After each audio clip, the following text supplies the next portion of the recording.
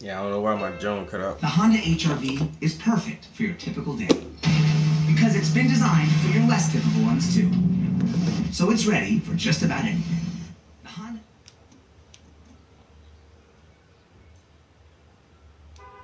Did you have a really good experience? So I brought up that makeup boy, and the makeup boy my daughter's in love with. She watches this makeup boy on YouTube, and now he's been canceled. I understand he lost $3 million, and she was telling me to have an 11-year-old sit down and tell you about a gay makeup artist. And this is the funny part. She goes, well, there was a couple things. Okay, so there was the thing with he has a friend who, and he tells me this woman's name, who got him into the business, and then she asked him to promote her hair stuff, but he said no, and he went with another hair stuff, so he totally betrayed her. All right, it's like my 11-year-old's telling me this, and then this is the best part. She goes, there was also some talk that he's gay, and there was boys that were not gay, and he tried to get them to be in a room with him. It's like listening to an 11-year-old tell me this shit. By the way, that also could have been that's the tone of the internet anyway, as an 11-year-old girl. It is. So you actually heard that. At least it came from an 11-year-old girl instead of like, so-and-so's canceled. You're 40. You're a fucking 40-year-old adult. Why are you talking like a little girl? Yeah. You're on BuzzFeed. You're on Fox. Like, it's even the point where the New York Times is going to be doing that. Like, they're close to it now. I mean, I think that Alabama owns abortion people. Yeah. What it is the media right now, especially journalism, they're fucking starving for hits. Hard to make money. It's so hard. Yeah. And so they're trying to grab whatever branches they can. Yeah. If they got to make a good story with a clickbaity title, fuck it. They'll have a deceptive title. Who gives a shit? Yeah. We got a good story. The story's vetted. Yeah. And even if it's not totally vetted, if it's a little slippery, but that you can make an amendment later. I'm sorry, we have a little bit of an apology. We have to make a retraction. Yeah. Nobody reads those goddamn retractions. No. I mean, you should have to have a retract. If you fuck up so hardcore that you attribute a crime to someone or you do something like that, and you have to make a retraction, it should be on the front page of your paper and nothing else for a month.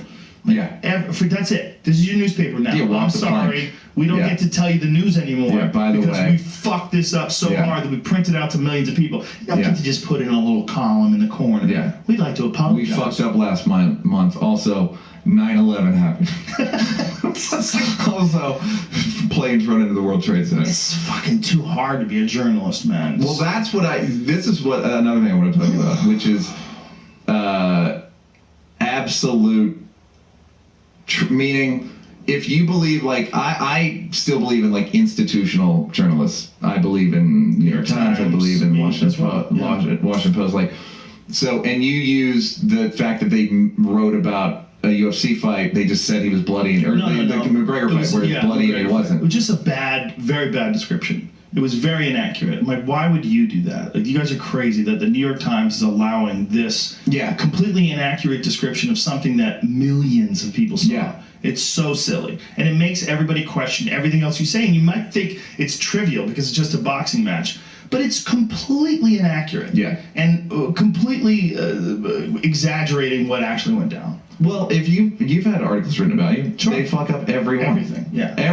Now, having said that, we can't dismiss all journalism. Like, there needs to be an absolute, kind of an absolute truth, and that's what I feel like is sort of melting in this era of anyone who goes like, well, they said this, and that's not true, so everything else they say is fucking bullshit. Right. Of course. Which I think the Trump does a lot. And I think people are all too happy to believe it because they resent institutions. They resent these smarty pants motherfuckers, which I also get. I get the impulse. I just don't think New York Times, right? Yeah. It's the smartest, the old gray lady. Yeah. And it's like, it just plays on every stereotype. Like, there are so many stereotypes at work that can make you write it off. I think we're in a transitionary period. That's what I think. What do you think it gets replaced by, though? That's the real problem. The real problem is they have all their pieces, all the best journalists, right? All the best people are all locked into two ancient systems. One ancient system is print medium. The other ancient system is broadcast medium.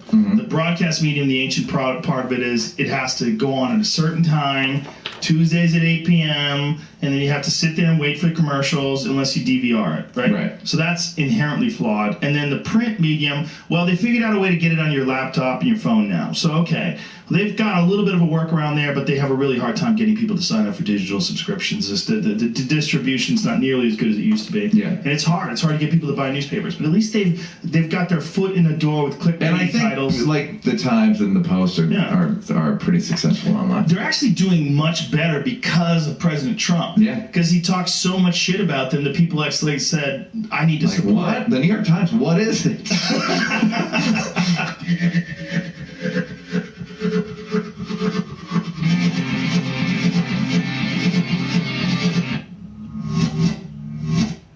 DoorDash has the restaurants you crave at your fingertips.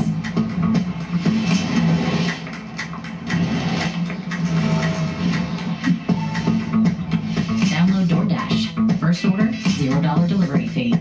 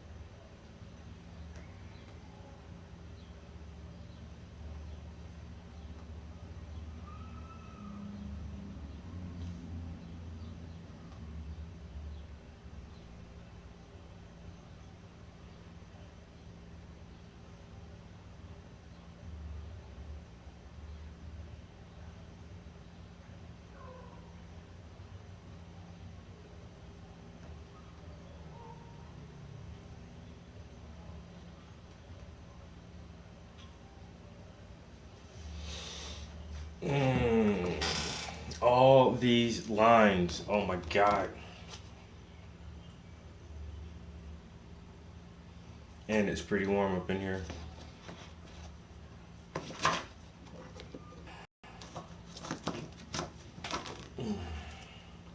Yeah, I'm mad my first stream shut down. Like, what the hell?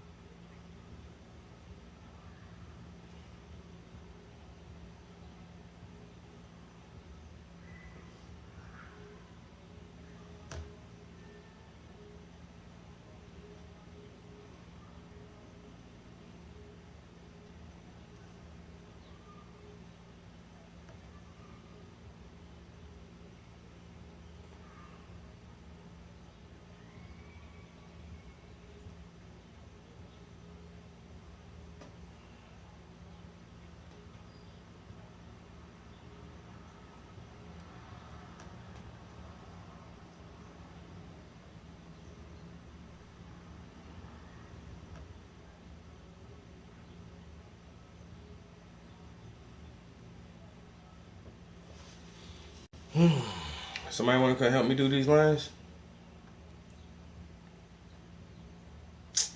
Yeah, I don't know, man. Them real Bible thumpers, bro. They go too hard for their religion. I say, man, you gotta study everything, read everything, understand all religions. That God of the Bible, that shit get people fucked up, get their mind fucked up on some weird ass shit. Then you keep quoting all these prophecies and it's never come to pass, dude. It's not gonna happen, homie.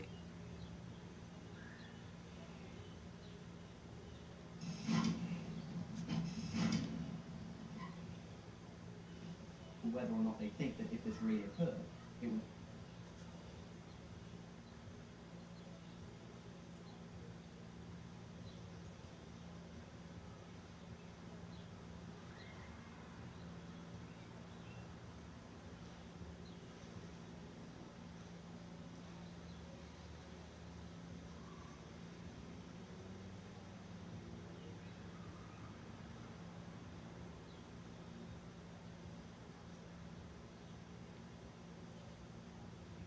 Obviously, I'm very limited discussion.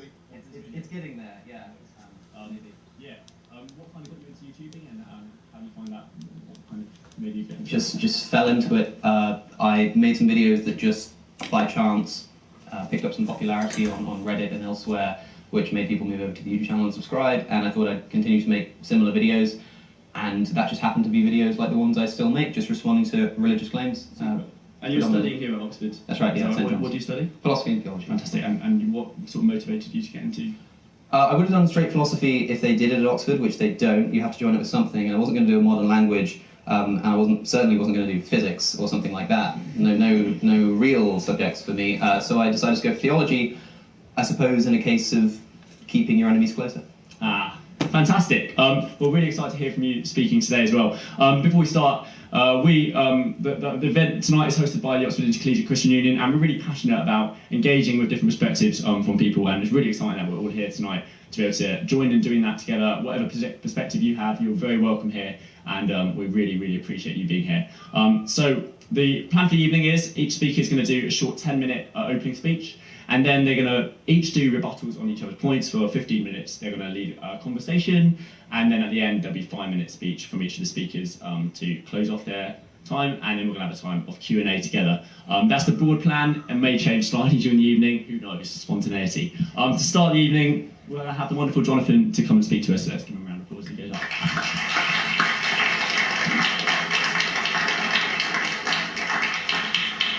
Well, thank you so much. It's great to see so many of you here tonight. It's great to see the venue almost full, and I'm so thankful for my friend Alex O'Connor, whom I just met for the first time today, actually, coming to engage on this most important question: is Christianity true? Why I am a Christian, why he's not a Christian. I look forward to a very constructive and edifying engagement. Thanks also to Josh Venables for inviting me to participate in tonight's discussion.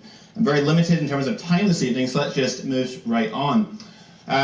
I want to begin with this quote by C.S. Lewis in his book God in the Dock, Essays on Theology and Ethics. He says, "One must keep on pointing out that Christianity is a statement which, if false, is of no importance, and if true, of infinite importance. The one thing it cannot be is moderately important." And Christianity is a statement which has profound implications for who we are and our identity. It has profound implications for where we will spend eternity. And so I think the truth or falsehood of Christianity is a question that we must all confront, we must all face, and we must all ask. And so I ask you to listen carefully to the arguments presented for and against the proposition this evening. How then do we know that Christianity is true? Well, I want to submit that the way that we would approach this question, as we approach scientific questions and academic questions, is by looking at the evidence, especially the public evidences, the evidences that we can all investigate and are available to all of us. I am very staunch evidentialist. By that I mean that I am a Christian because I am persuaded by the public evidence that Christianity is objectively true. If I was not persuaded by the evidence, I would not be a Christian. If this dude mentions Josephus Flavian or Flavian, he's on some bullshit. That is the basis of my Christian faith. I watched my opponent participate in a conversation recently on the Atheist Experience on YouTube. It's an atheist television program, and he was on with Matt Dillahunty, and he basically was talking with a caller who called in, and the caller was talking about the evidences for the resurrection of Jesus. And my opponent, along with Matt Dillahunty, basically suggested that in order to infer a supernatural explanation as the best explanation for something like the post-resurrection appearances of Jesus, the empty tomb and so forth, we must first demonstrate that the supernatural is possible, or this possible explanation that God raised Jesus from the dead. I beg to differ with him on this. Oh my God. I would contend that any explanation that is logically possible can, in principle, be confirmed by evidence. On the screen we see what's called Bayes' theorem in probability theory. And basically, the equation that you see on the screen represents the odds form of Bayes' theorem, which is used in developing what's called a cumulative case, where you have multiple lines of evidence supporting a proposition. So translated, it states that the posterior probability of your hypothesis, H, given the available evidence, E, is equal to the prior probability, given the background information, of the hypothesis being true, expressed as a ratio, multiplied by the ratio of the evidence given the hypothesis against the probability of the evidence given the antithesis. And so it's a probabilistic tool to kind of model how we work through these questions. And so even with a very small prior probability, given the background information, it is possible in principle to establish any explanation as true, given enough evidence. So what are some of the categories of evidence for Christianity? Well, obviously I'm very limited in time, so I'm going to have a very narrow focus today. But we have the evidences for the New Testament documents being based on substantially reliable testimony of eyewitnesses who were habitually truthful. We have evidences for the bodily resurrection of Jesus. We have evidence for the divine inspiration of Scripture. For example, predictive prophecy. The Old Testament Scriptures predict the future, such as the coming of the Messiah, world events, etc.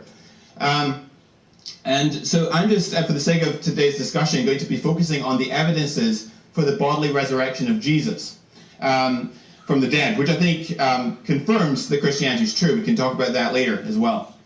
Now, it might come as a surprise to you that most scholars, even non-Christian scholars, believe that the disciples, after Jesus' death, had experiences which they interpreted as manifestations of the raised Jesus. So, for example, Paula Fredrickson, who's not a Christian, a Jewish scholar at Boston University, says, and I quote, "I know in their own terms what they saw was the raised Jesus. That's what they say, and then all the historical evidence we have afterwards attested their conviction that that's what they saw. I'm not saying they really did see the raised Jesus. I wasn't there. I don't know what they saw. But I do know, as a historian, that they must have seen something." Let's go to an atheist scholar, Gerd Ludemann, University of Göttingen in Germany. He says it may be taken as historically certain that Peter and the disciples had experiences after Jesus' death in which Jesus appeared to them as the risen Christ. Now, of course, they don't accept that Jesus really did rise from the dead. They just believe that the disciples had experiences which they interpreted as appearances of the raised Christ. There's a number of reasons for this. One is in 1 Corinthians 15, Paul quotes an ancient creed. He says, "For I delivered to you as of first importance what I also received, that Christ died for our sins in accordance with the Scriptures, that he was buried, that he was raised on the third day in accordance with the Scriptures, and that he appeared to Cephas and then to the 12. Then he appeared to more than 500 brothers at one time, most of whom are still living, though some have fallen asleep. Then he appeared to James and to all the apostles." Now, I am happy to discuss the creedal nature of this creed as time allows in the discussion, but I want to just focus for a moment on what Paul says next. Paul says, "Last of all, as to one untimely born, he appeared also to me. For I am the least of the apostles, unworthy to be called an apostle, because I persecuted the church of God. But by the grace of God I am what I am, this grace towards me was not in vain. On the contrary, I worked harder than any of them, though it was not I, but the grace of God that is with me. Whether then it was I or they, so we preach and so ye believe." So he thus assumes the Corinthian Christians understand the message he's now preaching concerning the resurrection of Christ had previously been proclaimed to them by the apostles themselves. In other words, the apostles themselves, the eyewitnesses allegedly to the resurrection, claimed Jesus had been raised from the dead. Now, what are some criteria for unreliable eyewitness testimony? Well, some studies have shown that under the following conditions, eyewitness testimony is especially unreliable. When the events happen quickly, over a period of seconds or minutes, or if the participants are strangers to one another, or where there's a weapon present, such as a knife or a gun.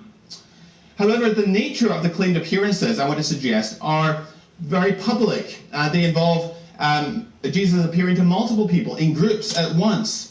They are multi-sensory, involving not just sight, but hearing, group conversations, physical contact, etc.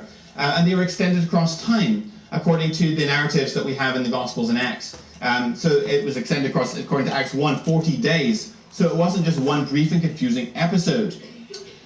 We also have evidences that the disciples who claimed that Jesus had been raised from the dead were at least sincere in that belief. So we have, for example, the voluntary sufferings, their willingness to suffer and die for their faith in Christ. What did the New Testament writers have to gain by making up a new religion? They faced hardship, torture, martyrdom, death.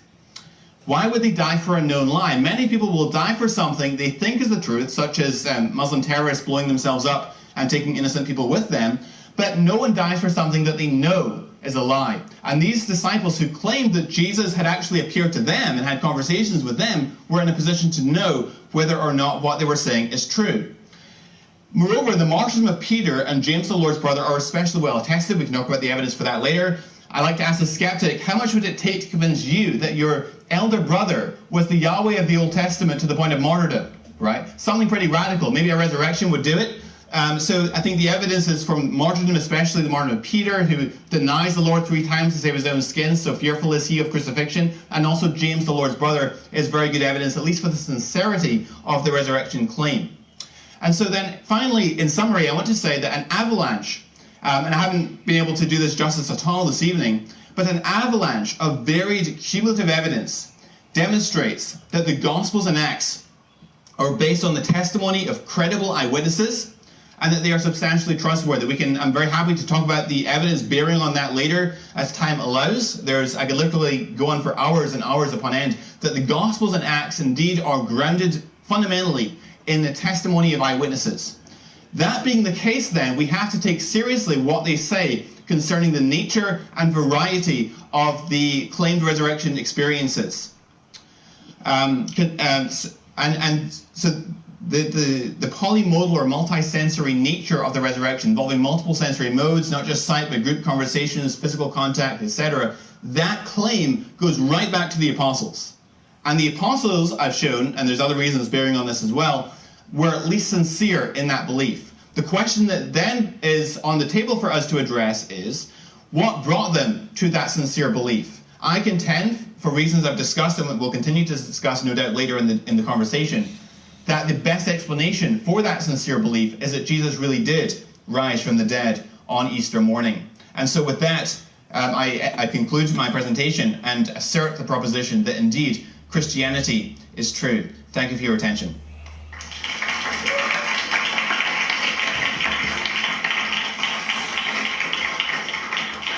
Thanks very much, Jonathan. That's fantastic. Next up, we're going to have Alex go up and speak for us. Let's give him a round of applause. You go.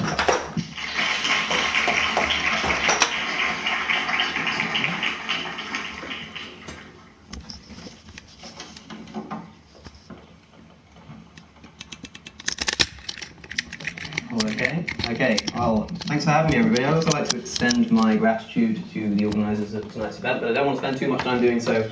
I want to jump into some of the meat of what we've been talking about. So, the evidence that's been presented thus far, and admittedly we haven't had much time to go through it, has been biblical. And that's because the only evidence that there is available that can come close to proving the bodily resurrection of Christ is biblical. You have the gospel. Yo, there's this old Wu-Tang song called Basic Instructions Before Leaving Earth by Killer Priest. Look that up, yo. Killer Priest, Basic Instructions Before Leaving Earth. He breaks all that stuff down, bro. Do I have to believe it? No. Have I studied it? Yeah. Do I have to believe it? No. So yeah, when you say Edomite killer, you're a white person slayer. Supposedly that the Caucasian race comes from the tribe of Edom or Edom.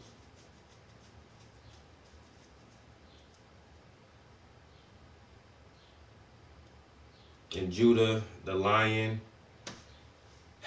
Yeah, bro. And you have the epistles. There are references, it seems, in some historical documents, such as the writings of Josephus, the first century Jewish historian. Did he just mention Josephus? Josephus Flavian was a hoax. He was a known liar.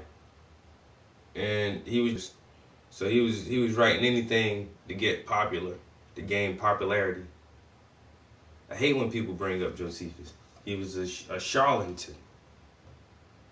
Consensus is very plainly that this was a forgery by later Christian writers. It's very clear that Josephus wouldn't have written about Jesus rising from the dead and being Christ as a Jew. So the vast majority of historians reject that out of hand. In fact, Christian historians too, and they don't use it for that reason. So we're left with just the Gospels and the epistles. Now, the Gospels, of course, were written a generation or two after the events that they portray, and it's very easy to see how stories can adapt over that kind of time. One thing that we have to be careful of is to ensure that we are providing a sufficient level of justification for the severity of the claim. Now, if I were trying to prove a simple historical claim that that Jesus Christ existed, for instance, it probably wouldn't take too much. It would take as much as trying to prove that Socrates existed or that Julius Caesar existed. But we're not just talking about a normal historical claim. We're talking about something far more extraordinary than that. And I'd like to ask you what it would take to convince you, just as I've been asked what it would take to convince me. What would it take to convince you that somebody had risen from the dead? And I think that it takes more than what we are presented with this evening. The Gospel accounts are, for a start, contradictory and filled with mythology, even in just the resurrection story. For instance, we can talk about the empty tomb. How many women discovered the empty tomb? The Gospel of John says it was 1, Matthew 2, Mark 3, and Luke even more than that. Now, this may seem a complete irrelevancy, and of course it doesn't affect the story in any significant manner. However, remember what we're talking about here. We're talking about the inspired word of God reporting on what is the single most important event in human history, if true. And I think that internal consistency is the very least we could expect from the sources which we're relying upon to provide us with evidence for that occurrence. There are also other instances that makes us that should make us skeptical that these are historical documents, such as the fact that it's only in the book of Matthew that there is presented the idea that there was a great earthquake and that angels moved the stone away from the tomb and allowed Jesus to rise from the dead. You would have thought that the other gospel writers would have at least noticed that, and if they did, probably would have included it in their narratives, but they didn't. Elsewhere in the Gospels, you've got contradictions, not just related to the resurrection story. For instance, the story of Lazarus, who in the book of John is raised to prove that Christ is who he says he was, and yet in the book of Luke, the same Lazarus first is revealed to be, in fact, a fictional character because he appears first in a parable, and secondly, when it is asked if Lazarus can be raised, Jesus says, no, he shouldn't be, because if they're not going to listen to Abraham and the prophets, then they're not going to be persuaded by that either. And that is just a blatant contradiction. So, again, I stress these are small contradictions, but the claim is so large that we should expect at the very least historical accuracy. Another thing that should give us cause for concern with the Gospels and the Epistles, but I'll start with the Gospels, is what appears to be instances of mythology. And one of the hallmarks of mythology is what some people have called plagiarism in quite a derogatory manner, but I don't think so. It's the same as any myth travels throughout time. You see different incarnations. I believe in love and respect, bro. That's my belief. Love and respect. Love thy neighbor as you love thyself. You don't need much more than that.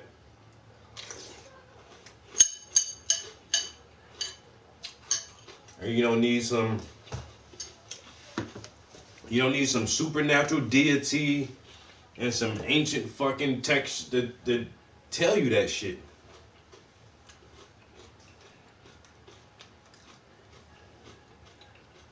I don't know why religious people find that shit so hard. You don't need the Bible and religion to be a good person. What do you believe in? I believe in love and respect. You love and respect people, there's nothing else you can do.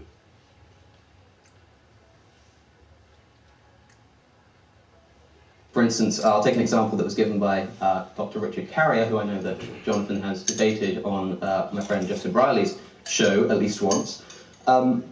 He points out that in the book of Luke there's a story of Cleopas who travels from Jerusalem to Emmaus, and upon that road, just after the body of Christ has disappeared, and when on that road Christ appears and reveals the secrets of the kingdom, and Cleopas goes and tells everybody. Now, conveniently, Cleopas means tell all or proclaim.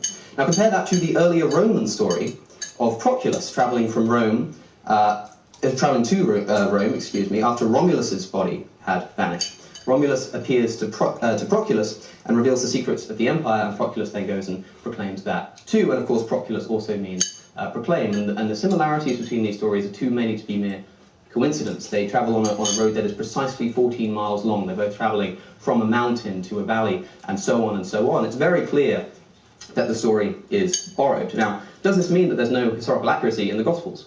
Of course not. What it means is that the Gospels are riddled with myth, and it's not an easy task to discern what is history and what is not. And if the only evidence that we really have for a bodily resurrection comes from within these texts, then we should be incredibly skeptical before we try to accept it. Now again, consider the level of the claim here. Allow me to elucidate with an example. If I were to claim to you that Alfred Hitchcock had risen from the dead, what would it take to convince you? If you saw a similar presentation with the same kinds of historical facts that have just been presented and the same kind of appeals to Scripture, that the claim was, instead of Jesus rising from the dead, Alfred Hitchcock, would any of you be convinced? I certainly wouldn't be. Now, imagine I say that I have a set of texts that are not internally coherent. They're not confirmed by any other historical data, and elsewhere within these sources there's myth and allegory, and we can't really tell which is which. And it's these texts that have given me the evidence that Alfred Hitchcock rose from the dead. This certainly would not be enough for any intelligent person to accept, even just if the claim was not as extraordinary as somebody raising from the dead. But with the level of the claim, I think we should require a whole lot more than this. Imagine you found a book on nutrition, and it contained a similar level of inaccuracies. The chapters contradict each other, and you become convinced that somehow the recipes may be allegorical in some areas and not in others. And then the book makes an outrageous claim, like that you should cut fiber from your diet entirely. Would you trust that claim? Of course you wouldn't. And that's not just because the claim is so ridiculous. It's because you have evidence that the book is not trustworthy. Now, again, we're limited in time, and there's more to be discussed here in terms of the evidence that's been provided. But one thing I want to point out is that this is something of an irrelevancy, because there's still a whole lot more that needs to be done. The resurrection does not automatically prove divinity. This is not a point that I think is pressed enough. For instance, let me give you an example. Imagine I were to say to you that rape is sometimes permissible if the victim is attractive enough. What would you think of me if I said such an awful thing? You'd think I was some kind of moral monster. But then I say, oh, no, sorry, I forgot to mention, I rose from the dead the other day. Are you going to be any more convinced by my moral claim? I don't think so. And this is even if I were to prove that I'd risen from the dead. If I say, yeah, you should trust my moral claims, and you should trust my extraordinary historical claims and truth claims, if I claim that the earth is flat or whatever it may be, simply on the basis of the fact that I rose from the dead, I don't think you'd be able to convince.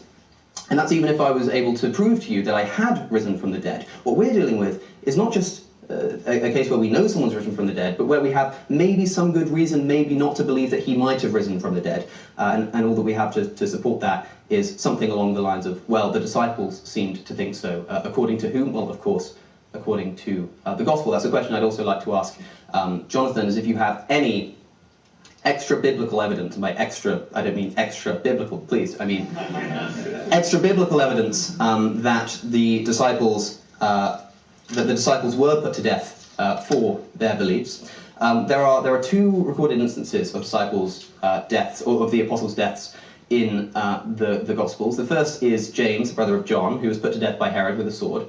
And I'd ask if there is any, not even just extra biblical evidence, but even biblical evidence, that could have somehow been avoided had James recanted, had he said that actually, no, I deny Christ. Would that have saved him? There's no evidence to suggest that's the case. The only other death recorded is the suicide of Judas.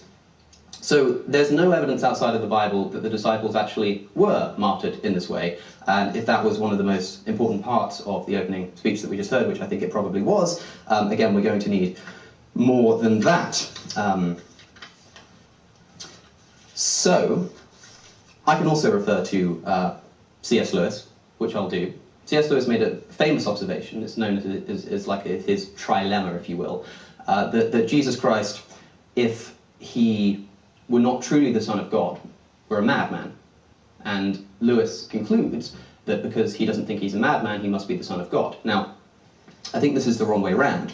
So this would be like, if you take the example that I just gave you of me coming up with some incredible moral claim, this would be like somebody saying that unless Alex really did rise from the dead and is therefore really the Son of God, then his moral claims about rape would be absolutely absurd. No, it's because the claims are absurd that we should be skeptical of the source from which they come. So I think we need to work at it in the other way around, and I don't have much time left. I'm hoping to get some kind of warning. I have no idea where I'm at. 30 seconds. Okay, well, that's not quite enough time to go over all the immoralities that I found in the Bible, but we'll discuss those in the rebuttal period, I'm sure, which is, for instance, the advocacies for slavery, the condemnation historically and in the modern day of homosexuality, and the disparagement of women. I think that these things should suggest to us that if we find them morally indefensible, then we should find indefensible the doctrine from which they spring, because of course part of Christianity is an objective moral framework, and so if the moral claims are false, then so must be the doctrine that they come from. So if you disagree with these moral claims, then you have two options. It's either to find some way to make them moral, reinterpret the gospel or the Bible or elsewhere in the Bible to make them moral, or accept that the faith from which they spring is flawed. And there's plenty more to discuss, but I think because I'm out of time, we should save that for the next period. Thank you for listening.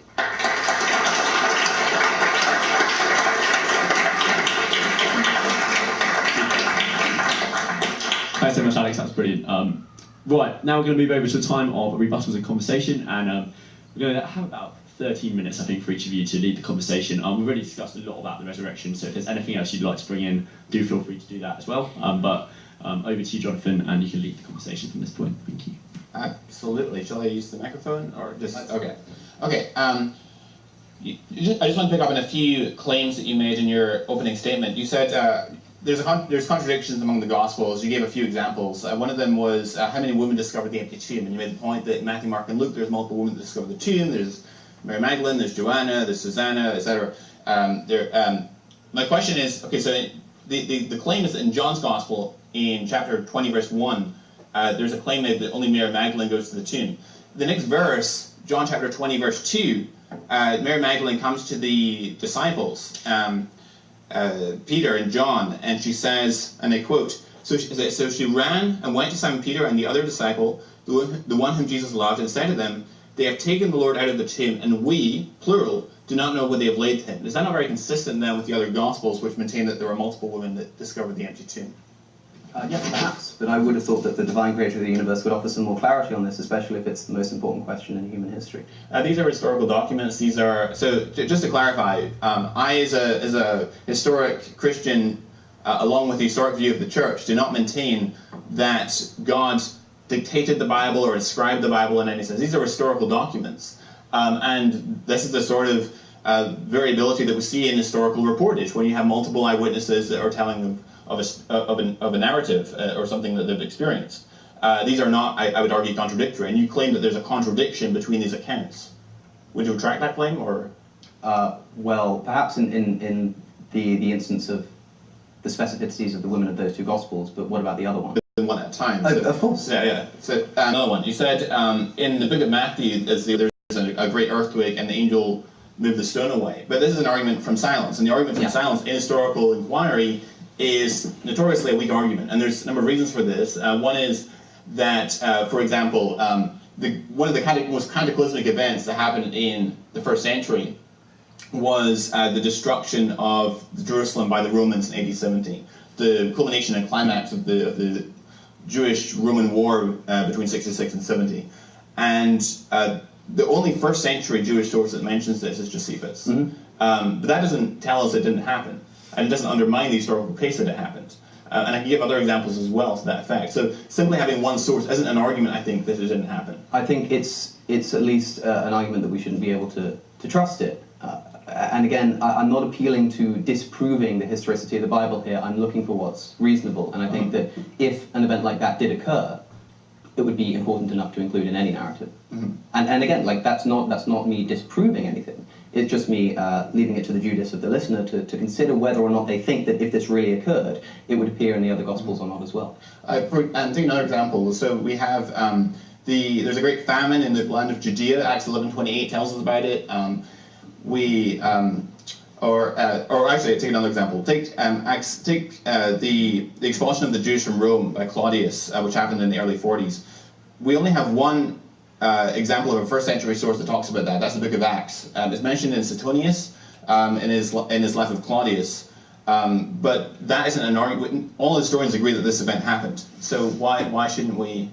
How does that singular reportage in the first century undermine the historical case that happened? It doesn't. It's like if what I'm trying to do here is demonstrate that there are reasons to be skeptical of historical claims. And one of them is that if you are reporting on what is the most important event in human history, then the details matter here. And you think that something as integral as what it was that allowed Jesus to be removed from the tomb would be included in all the narratives, don't you think? No, I don't think that there's any mandate for all the Gospels to report exactly the same thing. Otherwise, we'd suspect them of collusion. I mean, actually, one of the wonders of the fact that we have 4 Gospels and not just one is that we can actually put them together and cross-check them. And this is actually why we have such a good case for the Gospels being granted an eyewitness testimony, because we have cases where they interlock with one another, where one question is raised by one account, which is answered in passing by another account. So they fit together. So that's, I think, an advantage rather than a disadvantage when we're doing historical inquiry. Would you not agree? It would be if they corroborated each other in a meaningful sense. Okay. In a sense that would lead to the kind of level of evidence required to believe a claim such as a resurrected human being. We'll talk about that in just a moment. I just want to move on to your third claim. You made a point about the story of Lazarus, and you pointed out that in John chapter 11, he's raised from the dead by Jesus. In Luke 16, we have a parable, and there's a fictional character in that story called Lazarus. We don't actually know whether he's fictional or not, but you said he's a fictional character. Is it not possible these are 2 different Lazaruses? I mean, we have different Marys, different Johns, different Jameses, so why is this a problem? Because the stories are so similar. It's two instances of a person called Lazarus and somebody wanting to raise him from the dead. And in fact, it doesn't. They could be 2 different it's people. It's a common name. Imagine it's Lazarus and Anthony, if you will. The point of the matter is that in one instance we have somebody being risen from the dead by Christ, and in one instance Christ refusing to do precisely that. Right, but you're the one that made the claim. There's a contradiction here, so you have to demonstrate there's a contradiction. Lazarus. There's a contradiction in Christ's action, whether or not they're the same person. Okay. So let's go back to the claim about. But I mean, do you agree with that? Like that, it doesn't matter. I think you haven't made your case that these are the same Lazarus, and there's a contradiction here. Okay, so imagine that they're not the same Lazarus. No problem with that. Yeah. That doesn't detract from the point that these narratives contradict each other. Okay, elaborate. Because in one instance, Jesus refuses to raise Lazarus from the dead, and in the other instance, he does precisely that. Well, actually, Jesus doesn't speak in Luke 16 in the parable there. With Jesus reporting the parable, but in the story, you have Abraham who speaks. Yeah. But I still don't think you've made your case there. I don't know anyone apart from some fringe people who think that these are the same. Apart from maybe Bob Price and Richard Carrier and that sort of. They don't need to be the same person. Okay, but you're claiming literary dependence, and I don't think there's a strong enough case to make that claim. I'm not claiming literary dependence. I'm talking about philosophical inconsistency. Okay. But you're claiming that there's literary dependence because you're saying that because John's the last gospel to be written, that he must be inspired by the story in Luke 16 to make up this story in John. Is that not what you're saying? That's not the argument. Okay. No, the argument is simply that you have 2 contradictory actions here. Whether or not they're inspired by each other, whether or not they're the same person, it's irrelevant to the point. Okay, I think the audience can judge who's made the better case there. Let's go to talk about the complementarity between the Gospels. Take an example. This is probably the most famous example of this sort of phenomenon. This is the pattern of undesigned coincidences. And if you've heard me debate with Richard Carrier, you'll have heard me give this example. In John chapter 6, this is verse 5, this is the setup for the feeding of the 5,000 story. It says, lifting up his eyes and seeing that a large crowd was coming towards him, Jesus said to Philip, where are we to buy bread so that his people may eat? And the question arises in the mind of the audience, why does Jesus turn to Philip in particular? Why not Judas Iscariot, who had the money bag, or something like that? In John chapter 12, 6 chapters later, you have a completely different context, and we read that there were some Greeks at the festival of Passover, and they came to Philip, and they went to see Jesus. It says, and Philip who was from Bethsaida in Galilee, and they asked him, sir, we wish to see Jesus. So now we have, in a different context, the fact that Philip is from a town called Bethsaida. Now, in Luke's Gospel, the parallel of the feeding of the 5,000 miracle, an independent account, we read that... this is verse 10. On their return, the apostles told him all they had done, and he took them and withdrew apart to a town called Bethsaida. That detail is not given in John. So let me summarize. In Luke, you have the fact that the event of the feeding of the 5,000 take place in Bethsaida, but no mention of Jesus turning to Philip. John 6 has Jesus turning to Philip to ask, where do we send people to buy bread, but no mention of the events take place in Bethsaida. John 12 fills us in that Philip is from Bethsaida, giving us a cogent explanation. Oh, so Philip is from the town where this event's taking place. He knows where the shops are to buy bread, thus clarifying or illuminating Jesus' question. That is the sort of phenomenon which is best explained on historicity rather than ahistoricity. Would you not agree? It also has nothing to do with the resurrection account. I would argue that actually that any evidence that supports the Gospels being grounded in eyewitness testimony is directly relevant to the resurrection. Right, well, for every instance that there is of the Gospels corroborating each other, you can also find instances where they don't. And I think that, yes, as I said, internal consistency is a necessary component to proving the resurrection of Christ, but it's certainly not sufficient. So you've given us 3 examples, so I think we can fairly say that these are probably your best ones, otherwise why give those particular 3 in your opening statement. And I've shown all 3 of them you haven't supported. All 3 of them I think are not at all strong. But let's move forward because we only have a few minutes. Did you say 13 or 15 minutes? For 13. Okay. You said consider the level of the claim of the resurrection. Would any of us be convinced that Alfred Hitchcock rose from the dead if it wasn't Jesus of Nazareth? If we were presented with the same evidences? And my response to that is that when we're dealing with the resurrection of Jesus of Nazareth, we're not dealing with some miscellaneous bloke, some town, some obscure village that nobody's ever heard of. We're talking about Jesus of Nazareth, who has a theological backdrop, if you will, who's surrounded by this theological backdrop.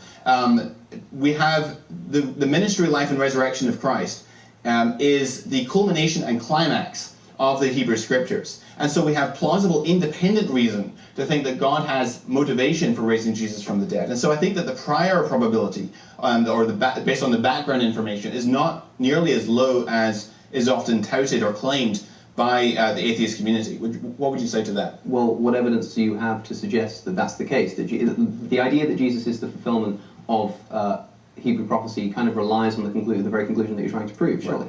Right. So when we study the Hebrew Scriptures, for example, we see Jesus, I think, is clearly foreshadowed in some of the feasts, like the Passover, for example, the slaughtered lamb and the blood that was smeared on the doorposts, and the angel of destruction would pass over these homes, and it parallels kind of the gospel. We see very clear, explicit passages, I think, in Isaiah 53, which you're familiar with, I'm sure, which I think point very forcefully towards the truth of the gospel. And so it seems that as I read the Hebrew Scriptures, there's this culmination and climax in the person of Christ. Yeah, so you have the Bible confirming the Bible. It's not a frivolous point to make that these things could have been designed to fulfill the Hebrew Scripture. For instance, I'm sure you'll be familiar with the virgin birth controversy with is it Isaiah 7:14? Yeah, Isaiah 7:14, yeah. And the Hebrew word used there is alma, which does not mean virgin. But because the New Testament writers were reading the Greek version of the Old Testament, they saw the word parthenos, which means virgin, and so they create this story of a virgin birth. So that kind of story, don't you think, seems to suggest that the New Testament writers were trying to fulfill Old Testament prophecy, even when that Old Testament prophecy didn't actually say what they thought it said. So on the virgin birth thing in Isaiah 7:14, I have a lot to say on that, so I don't have time right now, but if you want to come back to it in your cross-examination, I'll be very happy to go into that. You pointed out that you asked me a question. Do you have any extra biblical evidence that disciples were put to death for their beliefs? Yes. For example, Clement of Rome at the end of the 1st century mentions the martyrdom of Peter. He also mentions the martyrdom of Paul. You have sources in the 2nd century. Second century they talk about, or actually even late 1st century. You have James, the brother of Jesus, and Josephus. In volume 20, Vindictus of the Jews. 2nd century, you have also attestation to the death of Peter and James, who are the best attested, and there's evidence bearing on the other ones as well. And John 21 anticipates the death of Peter by crucifixion, and if John was written at the end of the 1st century, 90 to 95 probably, then it seems very unlikely that he would have included that story and attributed to Jesus, that prophecy, if it hadn't happened when he was writing. So we have very good evidence. I should have said contemporary extra biblical evidence, which is of course what I meant, but also the point remains that there's no evidence to suggest that they could have escaped this fate by recanting their faith. Okay, so on that point, we can, I think, show that their willingness to die for their faith or to suffer martyrdom for their faith. Well, who says they're willing to die for their faith? I mean, they would have been put to death for what they did. It's not like. But we do know that in 64 AD there was a great fire in Rome, and Nero, Tacitus tells us, placed the blame for that fire on 64 AD. What about 325 AD at the fucking Council of Nicaea when they edited all the fucking texts which they claimed to be canon and are non-canon? And so there was intense persecution on Christians specifically, and so their beliefs were bound to get them into trouble. And so they knew when they became Christians that that's what they were getting themselves into. But that's 13 minutes. Yeah, so. Over to you, Alex. Sure. I want to move things in another direction because the event that we're doing here was kind of presented as a why I am a Christian / why I'm not. And so instead of just discussing the claims as to why you are a Christian, I want to discuss some of the ideas as to why I'm not. And many of those involve moral cases, which I'm sure you've spoken about ad nauseum before, but perhaps we can rehash it. I want to ask what might seem a very silly or frivolous question, but it's not. And I don't want you to try and clarify this with questions like, is it really God? How could I know? Presuming we could know that it was God. Presuming we could know that that's the voice you're hearing. If God asked you to shoot up a primary school, would you do so? I don't actually answer hypothetical questions of that nature, and there's a reason for that, because I don't believe that is consistent with God's character, so I don't believe that in principle God would ask me to do that, so I don't answer hypothetical questions like that. I think a better reason to not answer that question is because whichever way you answer it, it demonstrates something wrong with the position that you're holding. Okay, elaborate on why you say that. If you say that you would, then it demonstrates that a religion like Christianity can drive people to do some fairly immoral things, and I doubt that you would say that you would do that. But if you say that you wouldn't, then you claim that there's some kind of moral standard that exists outside of God. So I believe that God is just and God is good. And so I believe that everything that God instructs or commands is consistent with his character, which I don't believe shooting a school would be. And how do you understand what justice is? So I believe that there's two primary sources for our concept of morality and justice, which is number one is that God has inscribed a moral law in our hearts. So when Moses comes down the Mount Sinai with the tablets and the Ten Commandments, the people of Israel didn't say, "Oh gosh, I didn't realize you wanted to commit adultery or kill people," right? No, they had already this moral law inscribed in their hearts because we bear the imago Dei, the image of God. Secondly, we have, of course, the scriptures as well. On the first point, I think that actually there is an element of people not immediately having the moral code in their heart. For instance, when my brother realized that his homosexuality is not in line with Christianity, I think that he would have had a question like, really, I'm not supposed to do that. I don't think it's as straightforward, and if it were as straightforward as just having the moral code onto our heart, then we wouldn't need the scriptural revelation of morality in the same sense.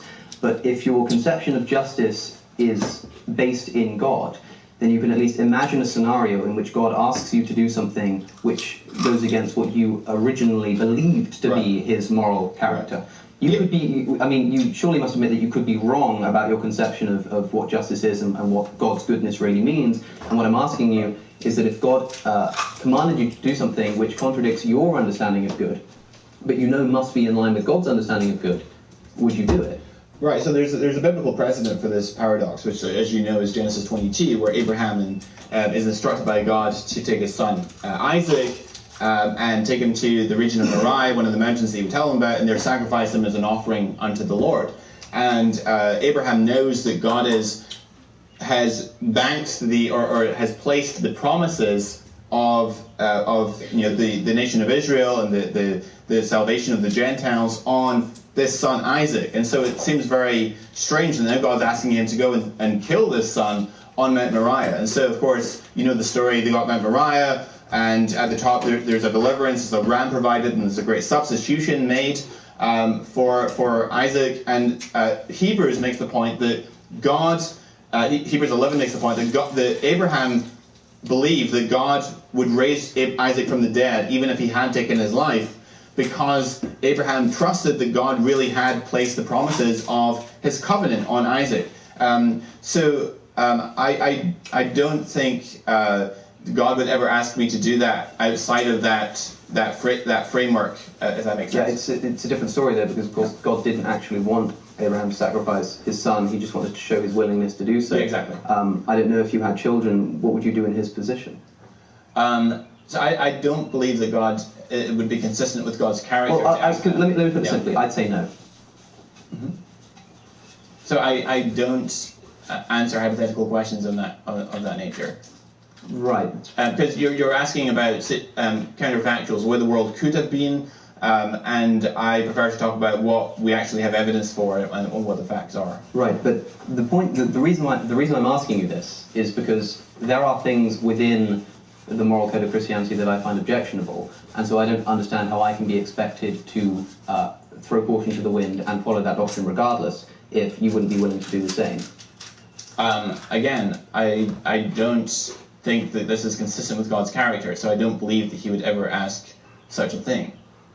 And also, when we're dealing with epistemology, like how do we know that God really has spoken in this way?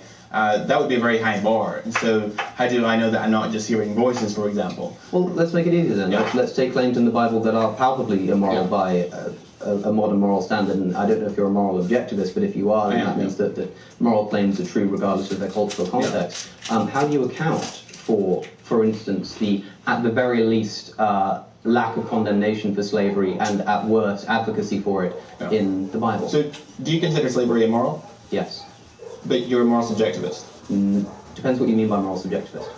And now you're doing a Muhammad hijab on me. That would be okay, so I'm going to address the question. But yeah, that's fine. that would be a tutope fallacy, which is just to say you as well, which is just to sort of say that it's hypocritical to make a claim like that. Look, I'm not the one who's claiming moral objectivity here. You're claiming that there is moral objectivity. You claim that the source of that moral objectivity has provided certain ethical codes, and so you're the one who has to justify that they sit together. Okay, so you wouldn't say slavery is wrong then? You just say that, in my opinion, I don't like it. Is that correct? No, I would say that it is wrong with reference. So the subjectivity of morality doesn't lie at the level of the action, it lies at the level of the motive. I'm a psychological utilitarian. I think that all action is motivated by desire, and the only thing that's desired is pleasure, but I think that there are objective derivatives you can take from that. I know for a fact, or I can't know for a fact in certain instances, but at least in principle there are objective facts to be known about how to achieve that end goal. So when I say that something's wrong, what I mean is that that is not the best way to achieve the shared end goal. But in that sense, I can say that it is wrong, yes. Okay, so let's move on then to actually address the question on slavery. Repeat the way you worded your question again on slavery. Well, I can't remember, but something along the line, because it was the reason I was asking you about the case analogous to Abraham, which is that there are certain things in the Christian doctrine, and if you want to know why I'm not a Christian, one of the reasons for that is because I can't throw my weight behind a doctrine that fails so utterly to condemn one of the worst atrocities in human history. Okay, you know that there is condemnation of slave trading in Scripture. Yes. Right. Okay. So it's about like I say, there are things that are condemned and there are things that are condoned in the Bible. But when we get down to the specificity, so for instance, you could talk about in the New Testament where it says that the slaver or some phrase like that is not going to make it to heaven. Well, okay, but that's quite broad. You go into the book of Exodus and you find very specific examples of how to treat individuals who are in what might be called voluntary servitude. Right. Now, the Bible might not call that slavery, or it might call it slavery but mean voluntary servitude, but by today's standard we'd certainly consider it to be at the very least immoral and at the very worst slavery. Yeah, so there's a lot of context on the topic of slavery, and often we tend to retroject our understanding of kind of North American slave trade into the biblical text, and we have to understand the concept of slavery in its own context. And I know you've done a lot of videos on this, which I have I'm aware of on this. In terms of Hebrew slavery, it was something that was when someone it was often a voluntary way of paying off debt. So if you entered into debt and you can pay, then you can volunteer yourself into slavery as a way of paying off debt. You're familiar with that? Yeah. So let's take that as the context in which we're working in. So it's a kind of voluntary debt payment agreement. It's like an employee-employer kind of contract situation. So imagine that we're in such a situation in the modern age. It's a voluntary servitude, just like having a job, for instance, where you're not paid but you're given somewhere to live or something like that. And then you take an actual quote, such as from Exodus 21. Okay. Anyone who beats their male or female slaves with a rod must be punished. Good start. If the slave dies as a direct result, but they are not to be punished if the slave recovers after a day or two, since the slave is their property. Right. Two problems. First is that even if it's a voluntary servitude contract, I don't think it's ever permissible to allow the person in charge of that contract to mercilessly beat a slave as long as they don't die. If they get up after a few days and everything's fine. Secondly, referring to them as their slave, as their property, is not the most enticing of prospects. Right. So this is in Exodus 21. But so the argument is that so is it permissible then for a slave master to beat his slave to the point of death with a strike of death, and then he gets away with it. Basically, that's the moral objection that's made. But when you look at the context of this text in Exodus 21, we see that it goes on to say, when a man strikes the eye of his slave, male or female, and destroys it, he shall let the slave go free because of his eye. If he knocks out the tooth of his slave, male or female, he shall let the slave go free because of his tooth. I don't think it's literally talking about eyes and teeth, but it's making a more general point that if someone is abusing his slave and beating him such that he's causing bodily harm, then there's punishment for that the slave gets to go free, the guy's going to lose his... Well, that can't be the case if in the verse that I quoted we're talking specifically about beating a slave with a rod, and it doesn't just say, I'll remind you, that this slave shall only be punished if they die. It says the slave will be punished if they die, but they are not to be punished if the slave recovers after a day or two. Recovery implies physical injury, and not to be punished implies that they are not to be punished. Now, there may be exceptions to that, but the point of the matter is that if you think it's okay in any context, and you can say like that the verses you quoted are making a more general point, well, who are you to decide what's making a general point and what's making a specific point?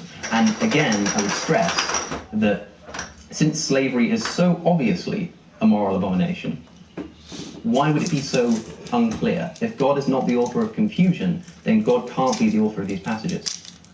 So slavery in the North American 19th century sense certainly is an abomination, but the slavery in the biblical sense, at least in the Hebrew sense...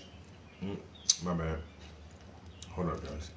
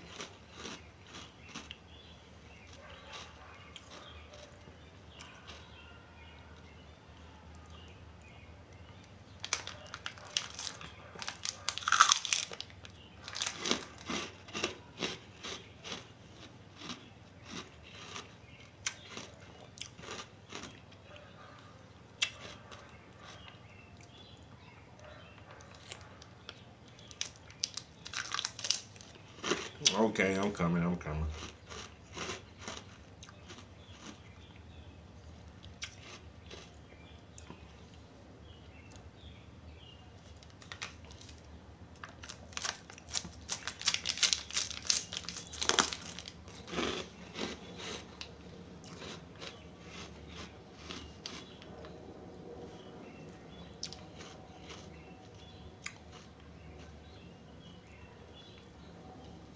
Is I think it has a lot of context which we can get into.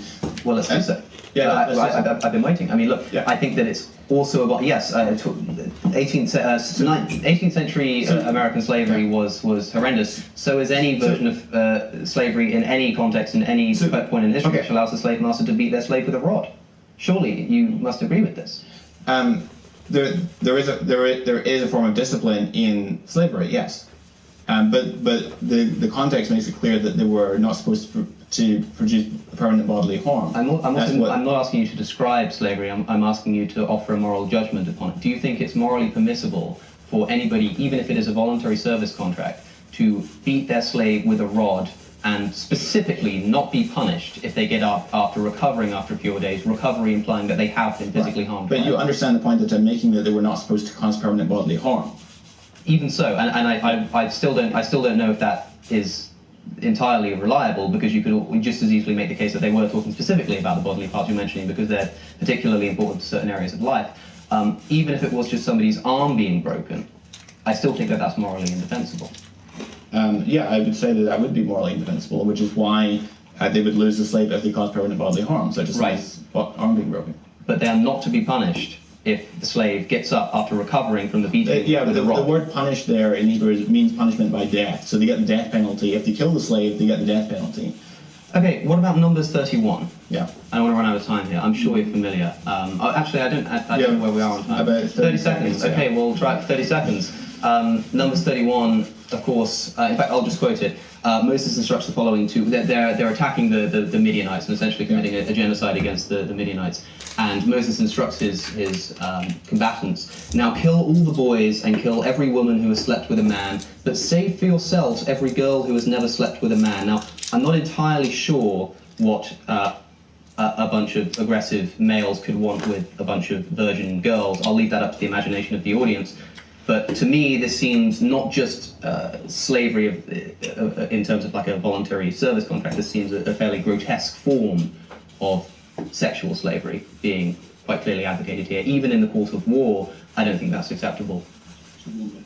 Okay, so this is in number 31, and so on the issue of the killing, so there's a whole range of moral arguments that we need to get into on genocide. I understand. Yeah. So and on whether it's always wrong to kill innocent people, for example. Mm-hmm. So I'm not convinced that it's always wrong to kill innocent people. Yeah, no, me neither. But it's always wrong to keep them the same. And I also think, in terms of killing innocent people, I think it's difficult to make moral judgments on an omniscient being who has access to things that can happen in the future as consequences. Right. Maybe we could just put it up to a divine mystery why the moral creator of the universe would allow people to take sex slaves, but I don't think that's really convincing me. Yeah, I confess I do struggle with this text, so I don't know the answer to that question. But I think it's one of the more difficult. I'm glad, because I've seen so many people try to defend it. I really like that answer.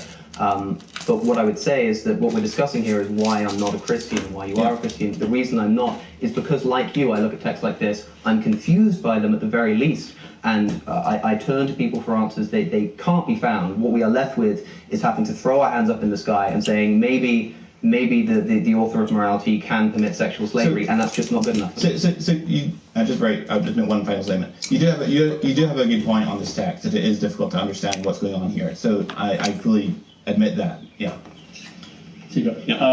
Thank you so much for that. Jonathan, will you go up and do your closing speech? Just with my machine around across the table.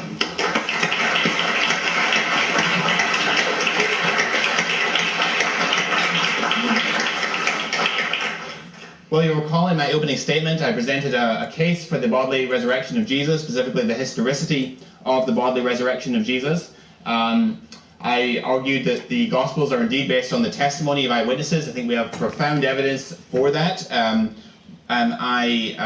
although unfortunately not being able to do that topic justice this evening, on that basis then I argued that we have reason to think that the nature and variety of the post-resurrection appearances indicates that that the best explanation for the claim that Jesus had risen from the dead and appeared in that way to the early disciples is that Jesus really had been raised from the dead, in view of the fact they were at least sincere in that belief. And so I think we have a very strong case to make that Jesus really did rise from the dead, and he claimed that his resurrection from the dead, in numerous passages that one could cite, would be the ultimate vindication of his messianic divine credentials. It's something that's prophesied and foreshadowed throughout the Hebrew Scriptures from beginning to end.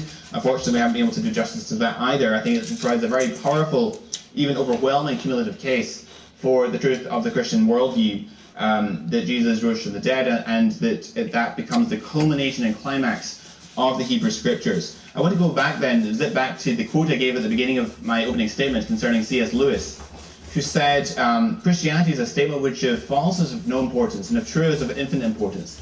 The one thing it cannot be is moderately important. And I think then, if Jesus really is who he claims to be, if he really is the Son of God, if he really is the Messiah, if he really is the Yahweh of the Old Testament, then that has profound implications for our identity and who we are. It has profound implications for where we will spend eternity. And so I would urge you to not let this be the end of our conversation this evening, but rather only the beginning. I want all of you to go home and to research the public evidences bearing on Christianity and Islam, respectively. Yes, there are questions that are difficult to answer. Yes, there are questions that even seem that there are no satisfactory answers. I don't shy away from that. I've been consistent in saying that in my public presentations. However, the question is not, are there difficult objections or questions concerning the veracity of the Christian faith? The question rather is, are there more substantive and more numerous objections to believing the gospel or to not believing the gospel? When we have reason to think that the gospel is true, indeed overwhelming reason, then we can start to say, okay, so even if I don't have a robust, fully worked out explanation for this difficult question, I nonetheless have reason to think that there is some such explanation. And so the gospel, which I think that the evidence overwhelmingly supports this evening, it starts with an understanding of God's holiness, that God is holy, He's just, He's righteous, and He's perfect. And as such, you must come against sin with perfect justice and integrity. And since we have rebelled against God and violated His law, we are culpable before a holy God. We come under His wrath and just, fierce indignation. And since God is rich in mercy, He has, in the person of Christ, walked among us, stepped into this world, and according to God's foreordained plan, according to His righteous decree, He went to the cross. And on the cross, He absorbed the judgment and the wrath that we deserve. That wrath and judgment and guilt and shame that was our just deserts because of our sin, because of our rebellion against the holy God. Christ, when He walked among us, lived every single moment of His life perfect before a just and righteous God. That should cause us to marvel, because you and I have not spent even one single moment of our lives perfect before God. But Christ spent every single moment of His life worshiping God as He ought to be worshipped, praising Him as He ought to be praised, serving Him as He ought to be served. And the cross of Christ is a tremendous manifestation of God's love, His compassion, and His mercy. And so the gospel, the invitation of the gospel, is that if we repent of our sin and turn from our sin, throwing ourselves at the foot of the cross, and trusting in God's mercy, exercising faith, a reasonable faith in what Christ has done for us on the cross, and that tremendous love with which He loved us, we can enjoy eternity of fellowship with Him. We can enjoy eternity of communion with Him. We can enjoy eternity of fellowshipping with Him and worshiping Him alongside all of our fellow believers all over the world. And so I conclude then and urge you to investigate further the evidence bearing on this proposition, that indeed the gospel that we read of in the New Testament is true. Thank you for your attention.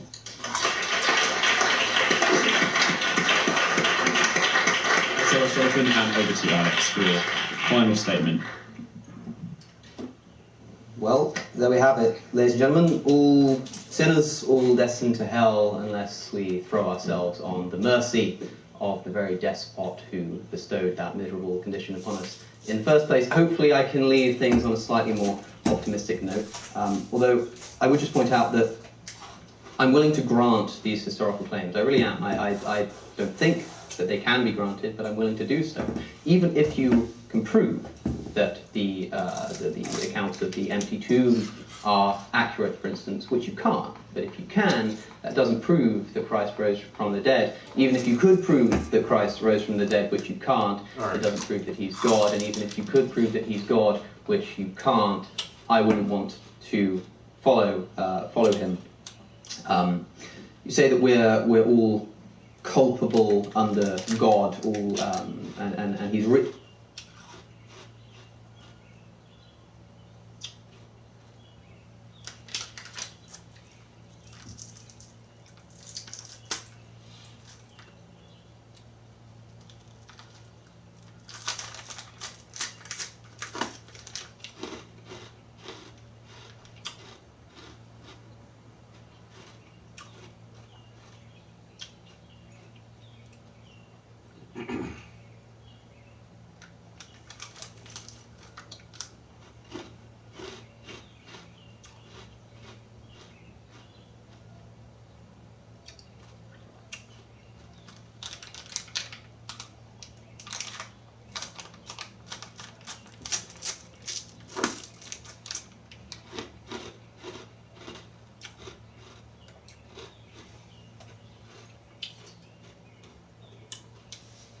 Now I just got I gotta let this dry for a minute before I start painting on it.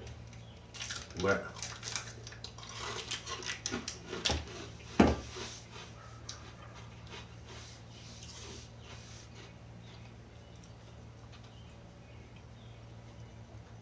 this is actually a commission piece. So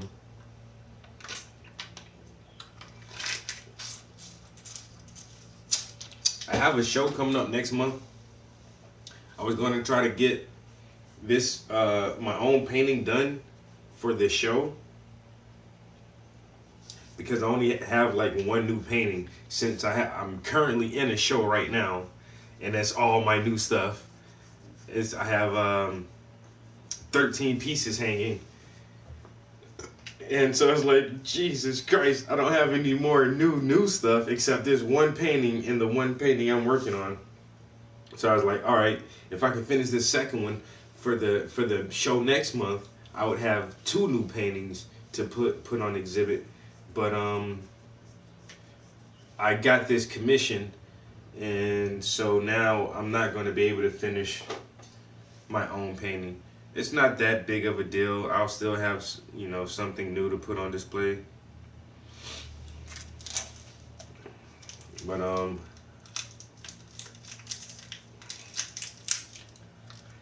just happy to have a commission there. I haven't had a commission in a couple months.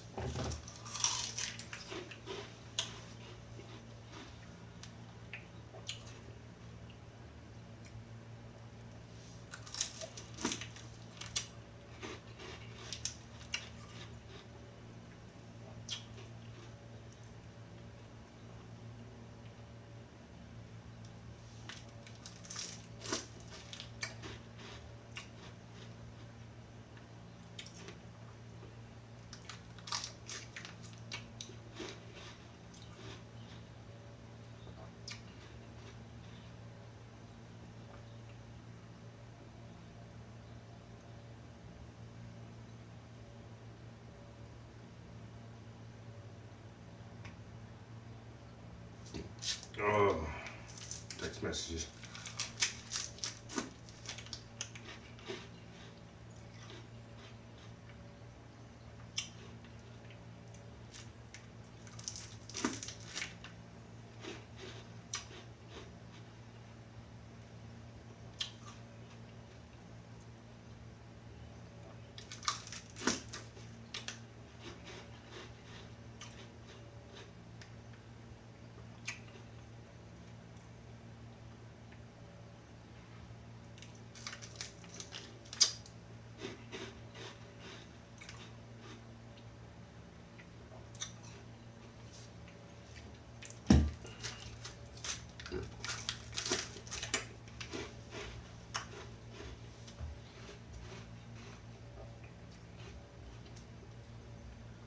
I'm trying to think if I should go play some video games while this dries, and then come back up here.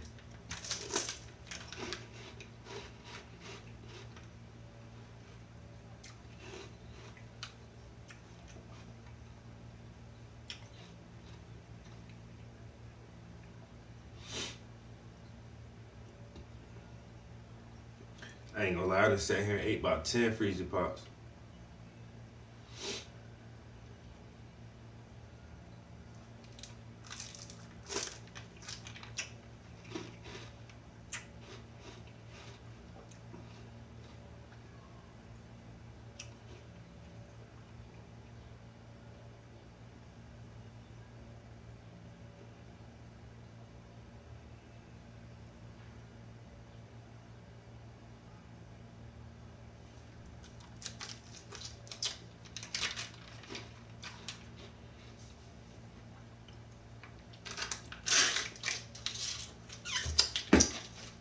All right, I think what I might do is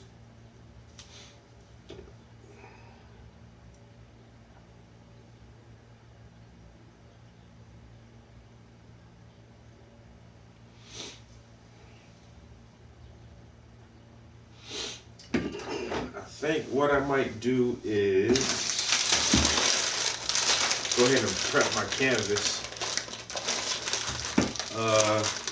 like I say, this toner is gonna need to dry. So I give it like 20 or 30 minutes. I'm gonna just prep my canvas so when I am ready, I can just hop right into some paints. I need to get some of this stuff out my way real quick though. I got books like right in front of me.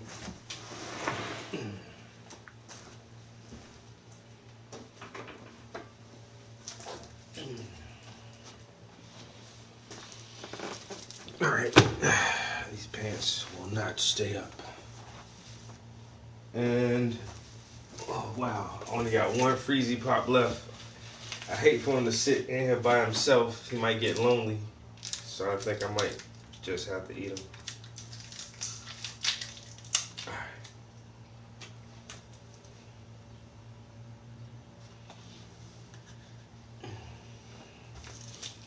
All right, let me wash this brush out real quick.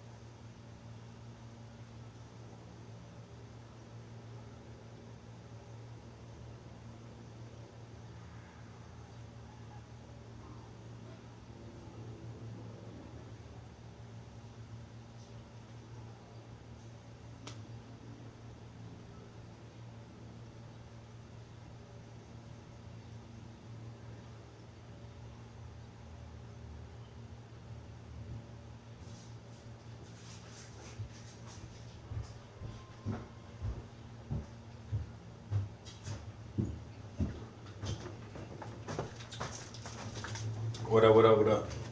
Yeah, I'll be hosting a paint and sip at my job.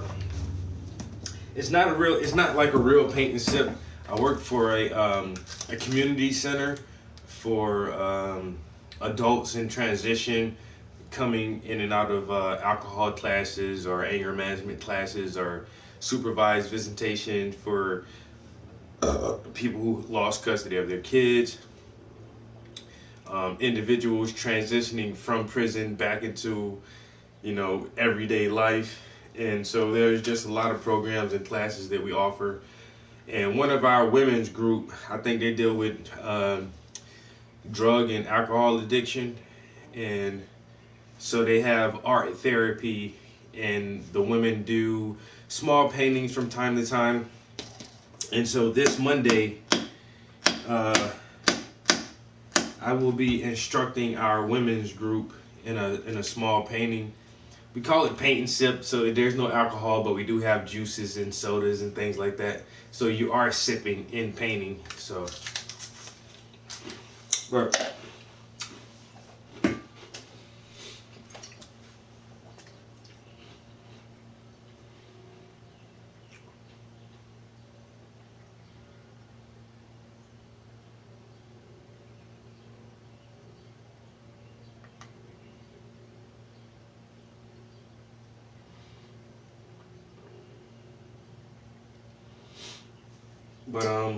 so yesterday I just put together a really quick acrylic painting that I think someone could probably get finished within an hour and still make it look nice.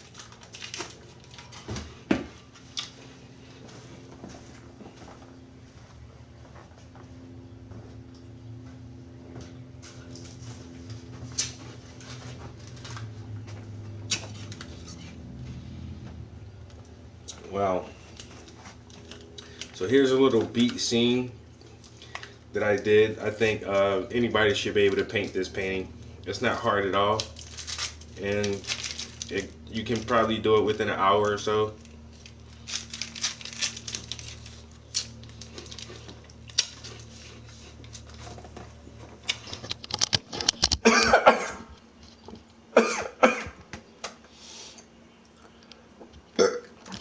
Yeah, I'm about to die from an icy pop.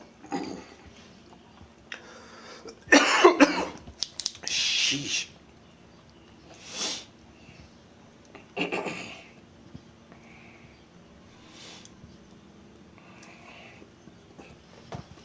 So a quick little beat scene.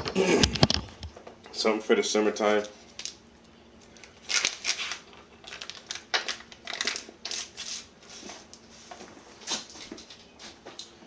So we'll take that.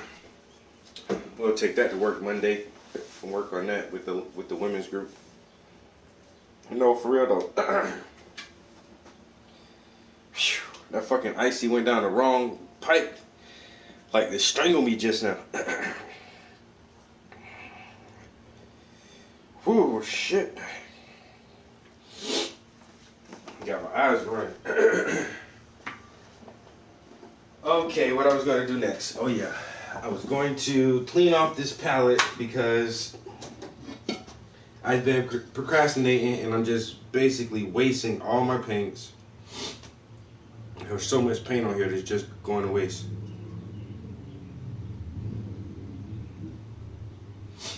This shit ain't cheap, no. Where is my knife? Oh, alright. Where are my gloves? So we don't get too much oil paint everywhere. Because it gets on your hands and then you touch your face and you touch other things and before you know it, there's paint all over the house. And you're looking at your carpet and you're like, is that paint? And then you touch it and you're like, yeah, that's paint. And that's basically the life of an artist. Just paint. Jesus Christ, that icy is just trying to strangle me.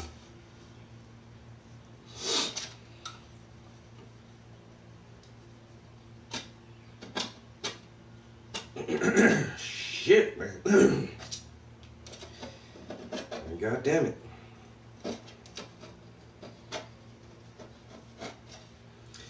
Watatati, my dammy.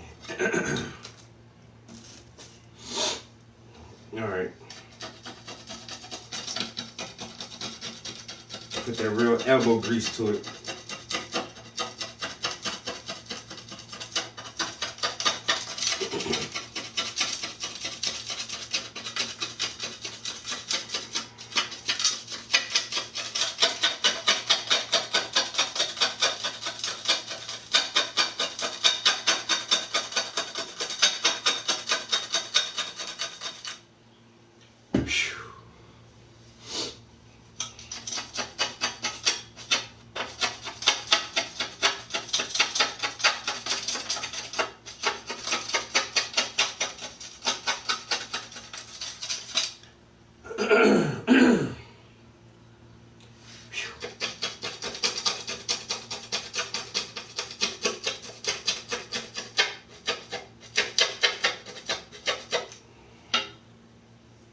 My Lord.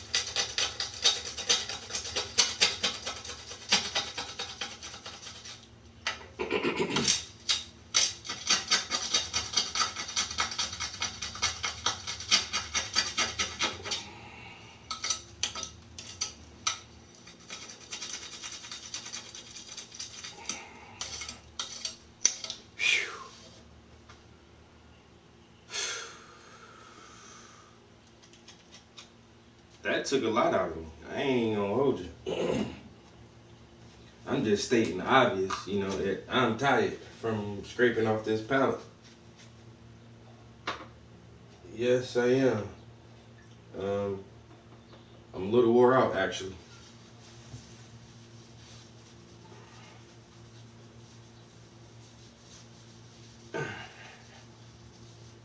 Alright, now, soaking through my gloves. I think I put too much thinner on there. Alright. Alright. What's this?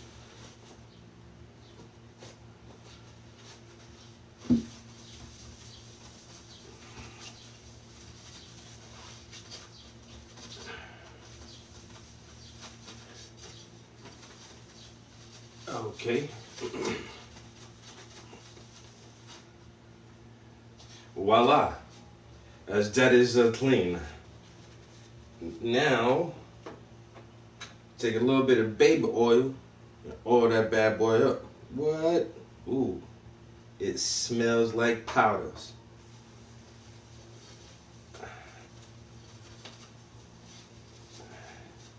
Why you put baby oil on it, you ask? It ain't none of your business.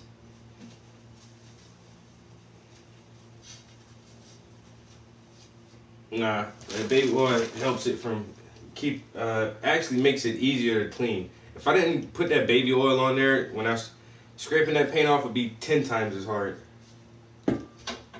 So. Take this, throw this shit away.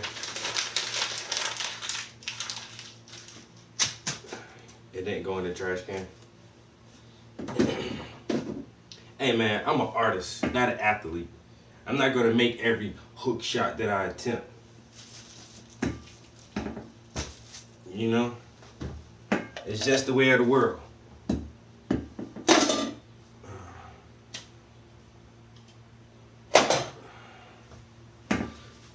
My studio is nasty and junky, but I think I kind of like it like that subconsciously. That's probably why I never really clean up in here. Alright, this got some wet paint on it, so I'm just kind of set that to the side.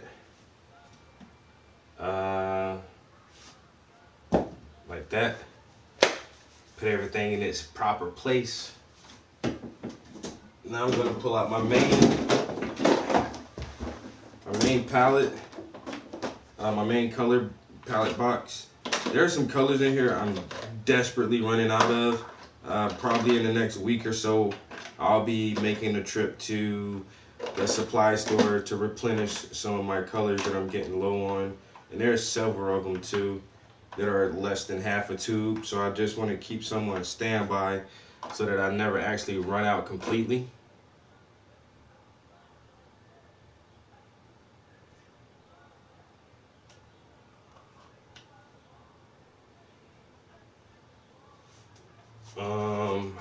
Before we get started doing this, I think this canvas may be dry enough for me to start painting on it already.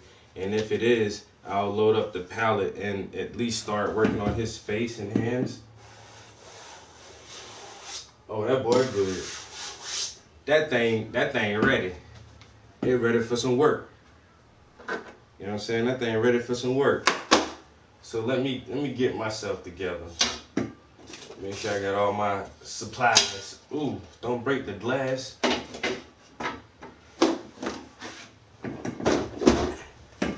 Make sure I'm ready for what I need to do. I got business to tend to. You know what I'm saying? That man work. That manwich. Ooh.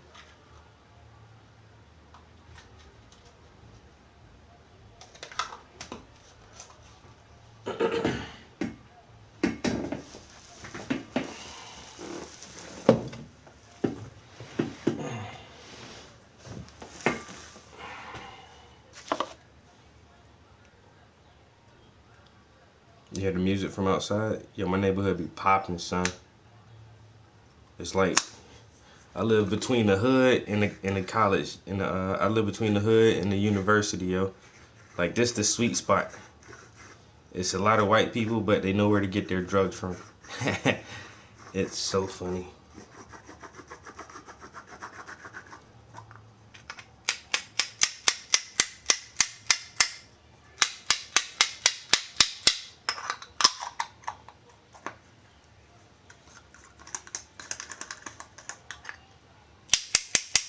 My neighbor stayed crunk too, yo. This dude be playing music all the time. On a little personal concert, you feel me?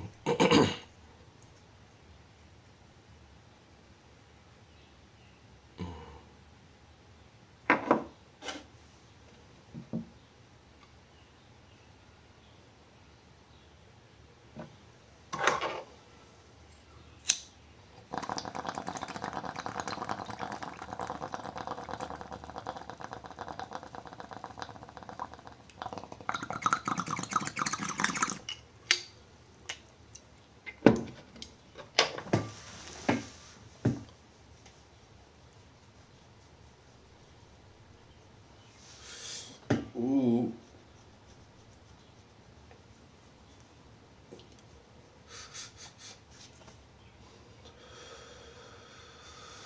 Ooh. Shit. Whew. Made me sweat a little bit. Oh, that's that mojo. That's that faux show mojo. All right, what else? What I said I was about to do? Damn.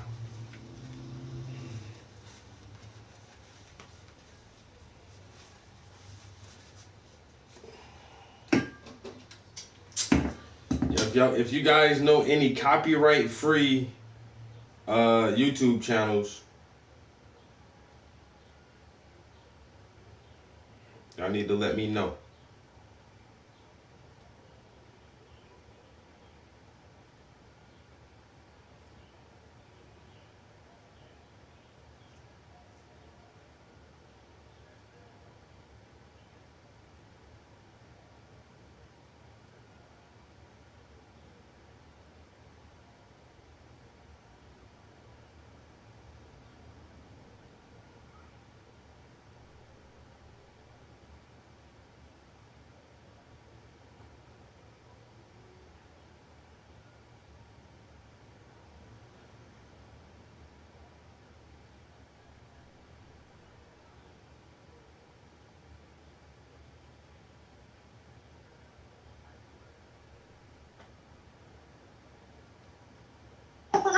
The Joe Rogan Experience. Well, I think people can develop these patterns of behavior that are destructive with anything, whether it's with alcohol or cannabis or sex or anything. People get in ruts. Yeah. And it doesn't mean that the cannabis is bad. It means that you are on a bad mental path. Yes. Exactly. And I'm not encouraging it for everybody because some people it genuinely biologically doesn't jive with them. Yeah. But the fundamental thing is we as adult human beings need to take responsibility for our own lives and our own decisions. And we need not hand that responsibility over to governmental institutions, especially when it concerns something as intimate and personal as our consciousness. And my view is the ancient world had the right attitude to this kind of thing, and the modern world does not, and that we can sit down and learn a lot from the ancient world. A lot of people ask me, Hancock, you've been arguing that there's been a lost civilization in the human story, but what sort of civilization do you think it was? Well, one of the things I think is it was a civilization that used psychedelics. I think it was a civilization that emerged from shamanism, but did not stay at the hunter-gatherer stage, but that took the essence of shamanism and integrated it into a very different kind of civilization from our own, which pursued things in different ways. A lot of archaeologists have said to me, but we don't find any plastic bottles from the Ice Age. That means there was no advanced civilization during the Ice Age. Well, hang on. Maybe an advanced civilization might have decided never to get involved in plastic in the first place. Maybe there would have been a clear choice not to make plastic. Maybe they did things in completely different ways. Maybe they cultivated powers of the human mind that we dismiss and regard as completely unimportant. Woo-woo. Yeah, this is the thoughts about Egypt, correct? It's about Egypt and about other things. I mean, the specific example I give is above the king's chamber in the Great Pyramid are 5 further chambers. And these chambers are roofed and floored with granite beams that weigh about 70 tons each. And there are hundreds of them. And these 70-ton granite beams, which to put in context, a 70-ton beam is equivalent in weight to 35 large SUVs. These 70-ton granite beams have been elevated to a height of more than 350 feet above the ground and carefully and precisely placed in position. It is very hard for archaeologists to explain how that was done using purely leverage and mechanical advantage. You can say, oh, perhaps they built a ramp and hauled the stones up the ramp. But then you have to confront basic laws of physics. You can't haul a stone weighing tens of tons up a slope that exceeds 10 degrees. Then you start doing the calculation. How long a ramp do I need with a 10-degree slope to get to 350 feet above the ground? And the answer is you need a fucking long ramp, which should still be there, because it couldn't have been a sand ramp. I would have collapsed under the weight of those stones. It had to be as massive as the pyramid itself. So this begins to seem like an absurd idea, the idea that is foisted on us by archaeology. Maybe the idea that they regard as absurd, namely that psychic powers were cultivated by ancient civilizations, that they could use powers of the human mind that we have allowed to lapse, maybe that idea deserves further consideration. We have gone down a path of leverage and mechanical advantage. We're used to relying on machines, but we hear anecdotal reports of people who have telekinetic powers, who can move things with their minds, of people who have telepathic powers. And our automatic reaction is to just dismiss all of that because science says it's impossible, because science regards consciousness as local to the brain and doesn't see how it can exert itself outside of that. But maybe we should open up to those possibilities, that we're dealing with a very different kind of culture that used techniques that we have allowed to lapse. And maybe we could wake those techniques up again. Maybe the ability of human beings to do almost superhuman things is resident within all of us, but sleeping. Well, it's pure speculation that they use some sort of a telekinetic power, but it's pure speculation. But it's absolute that they did something that we don't understand. If you think about the distance between us and the construction, just the modern accepted construction dates of the Great Pyramid, it's more than 5,000 years ago, or close to 5,000 years ago. The Great Pyramid is supposed to be about 4,500 years old, That's really old. It's incredibly old, To think that someone back then could do something that would perplex us today with modern machinery. And that somehow or another they figured this out. It's almost like what they had done was leave behind something that was so stupendous, so monstrously impressive, that it would transcend time. And that you would have to look at it even thousands and thousands of years later and say, hey, like this defies conventional explanation. This is not a simple, and I've seen some of the conventional explanations of the construction of the pyramid, and they conveniently neglect those chambers above the king's chamber. They do. They conveniently neglect a lot of those massive stones. And it's because it's one of those things you just go, oh, I don't know. What is this, Jamie? They're the chambers above the king's chambers, and each one of those floors consists of a row of 70-ton granite blocks that have been raised 350 feet above the ground. And not only that, but brought from Aswan in the south of Egypt, 500 kilometers south of the Great Pyramid. So if there's any time in history where you could go in a time machine and go back and observe, would that be the time? I am just completely fascinated by the Ice Age at the moment. If you had one shot to go back and see what it was like in some place, you wouldn't go to the construction of the Great Pyramids?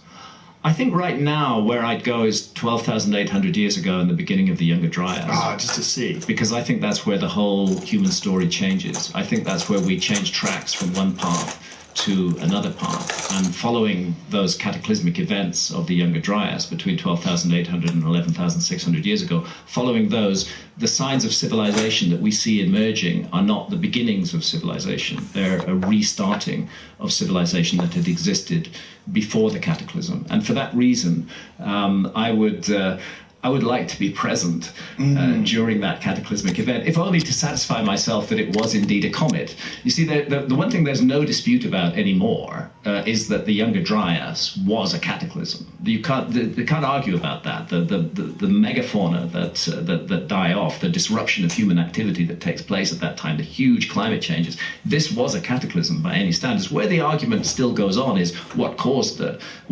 cataclysm. I vote strongly for comet, multiple fragments of a comet hitting the North American ice cap and hitting Greenland as well. But there are other researchers in the field, like my colleague Robert Schoch, who thinks that the sun is more involved. This is healthy. This is very, very healthy, that we should be approaching this problem from many different perspectives and trying to figure out what the fuck caused this extraordinary event that occurs at a pivotal moment in the human story. The end of the Stone Age, the beginning of the Mesolithic, the end of the Ice Age, the beginning of the current age of the Earth. And suddenly we see these signs of civilization appearing, and in places like Göbekli Tepe, those signs already include highly sophisticated knowledge. And that's why I feel we really need to investigate the Amazon. There are 3 places in the world which are really lacking in the investigation right now. One of them is the Amazon, 5.5 million square kilometers, very little archaeology done. Another is the Sahara Desert. The Sahara Desert, tough place to work. I can understand why there's little archaeology done there, but the Sahara Desert was green during the Ice Age. It had a completely different climate regime. We should consider the possibility that missing parts of the human story are there. And then under the continental shelves, because sea level rose 400 feet. These are 3 domains that archaeology has largely not investigated, and it has largely not done so. They say, well, why would we spend the money on marine archaeology? It's much better to spend it on looking for shipwrecks rather than looking for signs of a lost civilization, because we archaeologists know there was no lost civilization. So that's the argument for the resources there, and the same with the Amazon, and the same with the Sahara Desert. The very places in the world that those amongst us who are charged with the responsibility of interpreting the past have not looked at are the very places we should be looking at.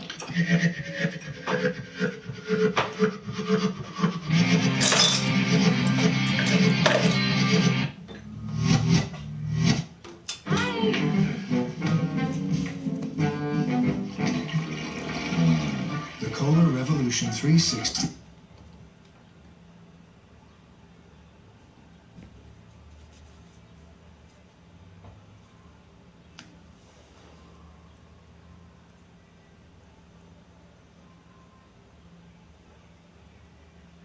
Flush.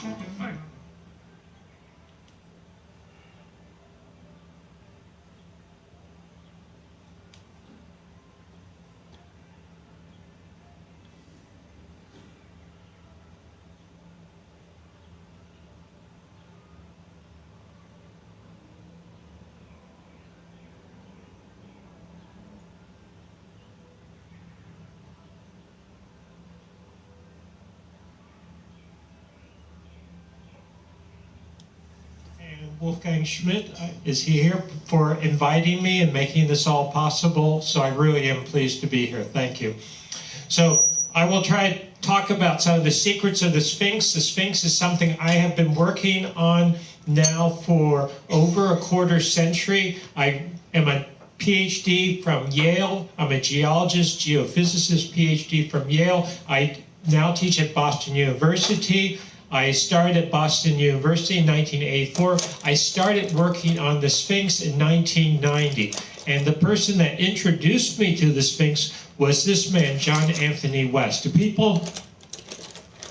And he and I, this is younger me, began in about 1990 working on the Sphinx. At that time, the paradigm was that we were hunter-gatherers, very primitive. Then people became barbarians, and ultimately civilization arose about 3500 BC. And that was the standard paradigm, the standard worldview at the time for these things, and that the Sphinx was built about 2500 BC. And one of the characteristics of civilization as it was defined was monumental stone structures. I found very quickly 25 years ago that geology shows there is a problem with this dating, that the Sphinx and I will talk about this in a second, sits on the edge of the Sahara Desert. It's been hyper-arid desert for the last 5,000 years, back to 3000 BC, essentially all of alleged history of civilization. I think you know where the Sphinx is, but it sits on the edge of the Sahara Desert. It's carved from the bedrock limestone, and it sits below ground level. This is me at the paws of the Sphinx. And it's located east of the Khafra or Chephren pyramid, and it faces due east to the rising sun. Here you can see the Sphinx circled. This is the Great Pyramid, Second Pyramid, Third Pyramid.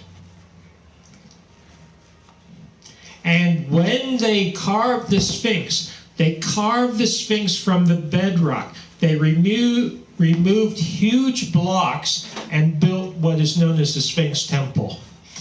So when you go there now, you still see the Pyramid of Khafra, Chephren, Sphinx, and this is the Sphinx Temple. This is known as the Valley Temple. Both of these temples were built from blocks that came out of the Sphinx enclosure.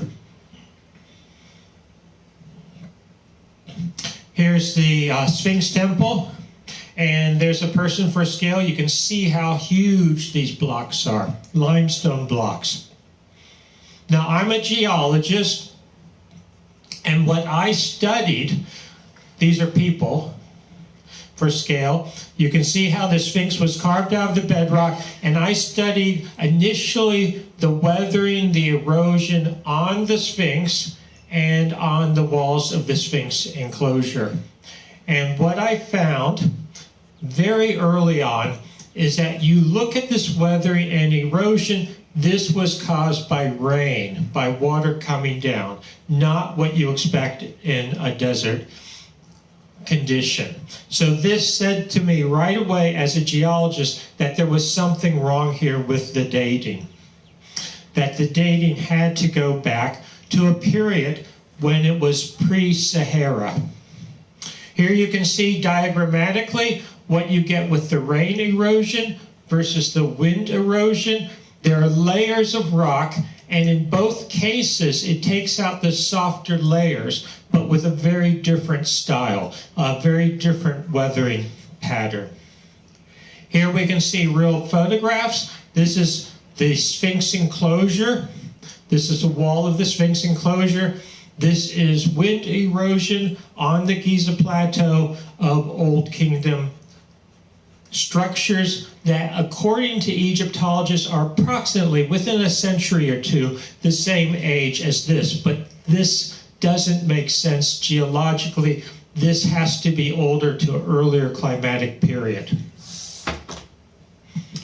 Here we see the same thing here. This is the wind features. Notice how it's very angular, looks very different than the rolling, undulating features that are caused by water, caused by precipitation. And this is myself just this past about a year ago, a little over a year ago. Here we see exactly the same thing, just to give you a sense of what is caused by rain. And what I concluded very early on is that this Great Sphinx dates back to an earlier climatic period, not 2500 BC, but my initial estimate was at least 5,000 to 7,000 or earlier. Had to go back to this earlier period where it was much more rainy, much more moist, much more temperate before the onset of the desert period. And it had to go back enough in time to cause this massive erosion, to cause this massive weathering. Now, since then, the Sphinx has been buried in sand, literally for thousands of years. We have records of the ancient dynastic Egyptians digging it out of the sand, and that sand, from a geological point of view, protected the weathering, protected the earlier weathering. That's a 19th century photograph. This is early 17th century. Notice the Sphinx. You don't see the body. It was buried up to its neck in sand. Other evidence, there's lots of evidence. I'll summarize some of it. For instance, in Saqqara, not far from Giza, you have mud brick mastabas. These are dried mud brick mastabas. These are first, second, early dynastic period, first, second dynasty, these particular ones. They are beautifully preserved, shows that Sahara arid conditions had existed even prior to when the Egyptologists say the Sphinx was carved. These would be destroyed completely if there had been the rains necessary in their time to weather the Sphinx. The Sphinx has to be older. Here's another piece of evidence. This is the back of the Sphinx, the rump of the Sphinx. This is a gully.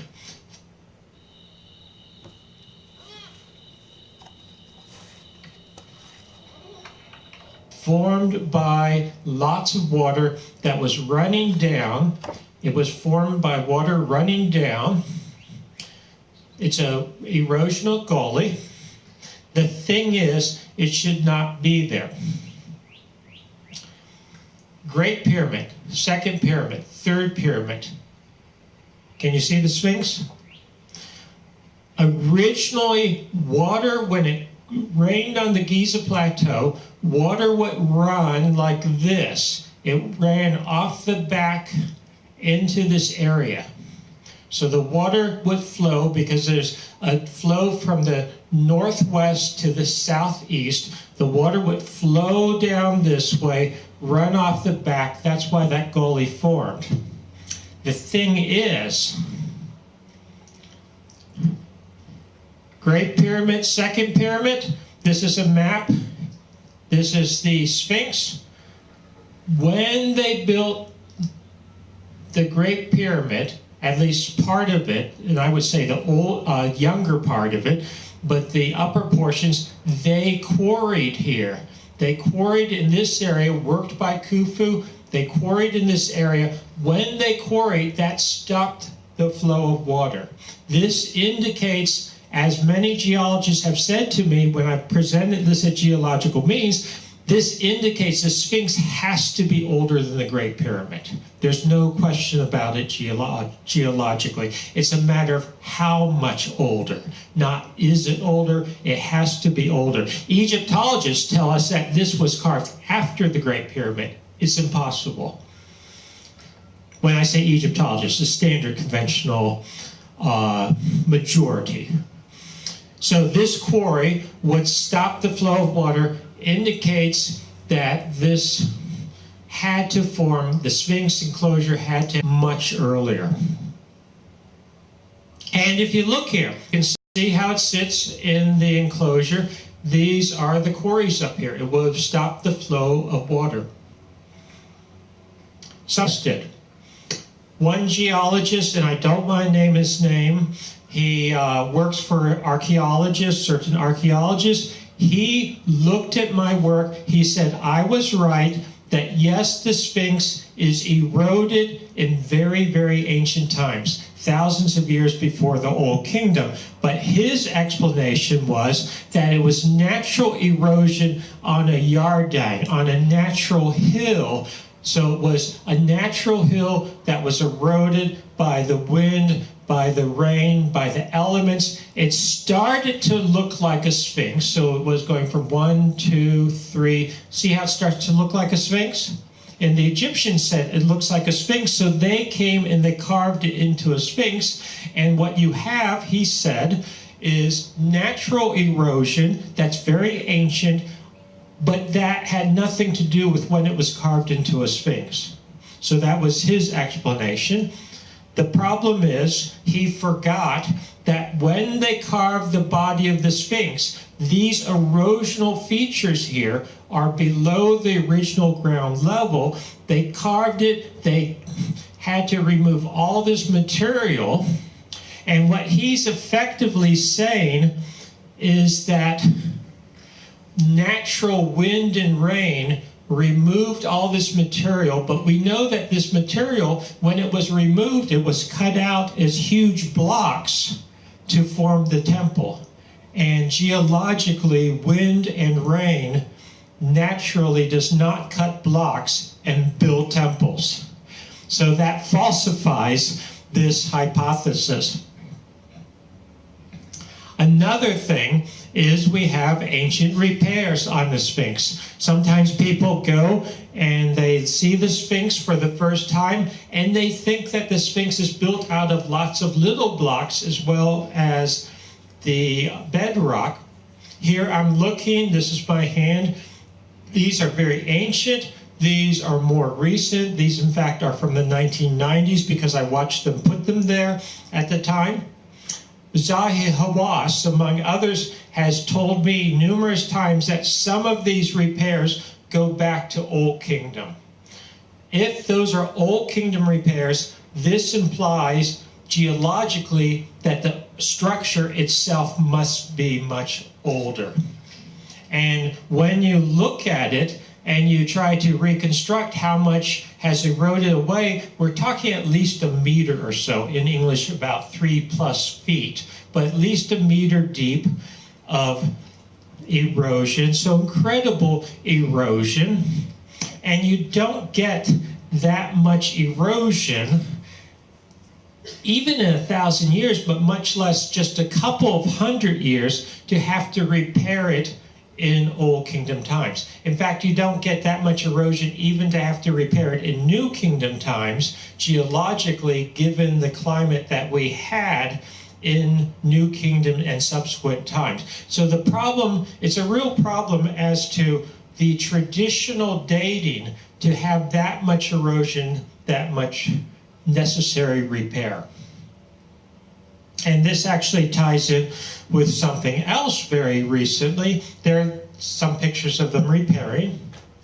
Recently, there have been surface luminescence dates found or calculated by sampling from it the Sphinx Temple and the Valley Temple. They came up with dates ranging from about 3100 BC plus or minus 500 years or so, to 10,500 BC, plus or minus 5 years. Superficially, some people said, well, this shows that the Sphinx does date to dynastic period.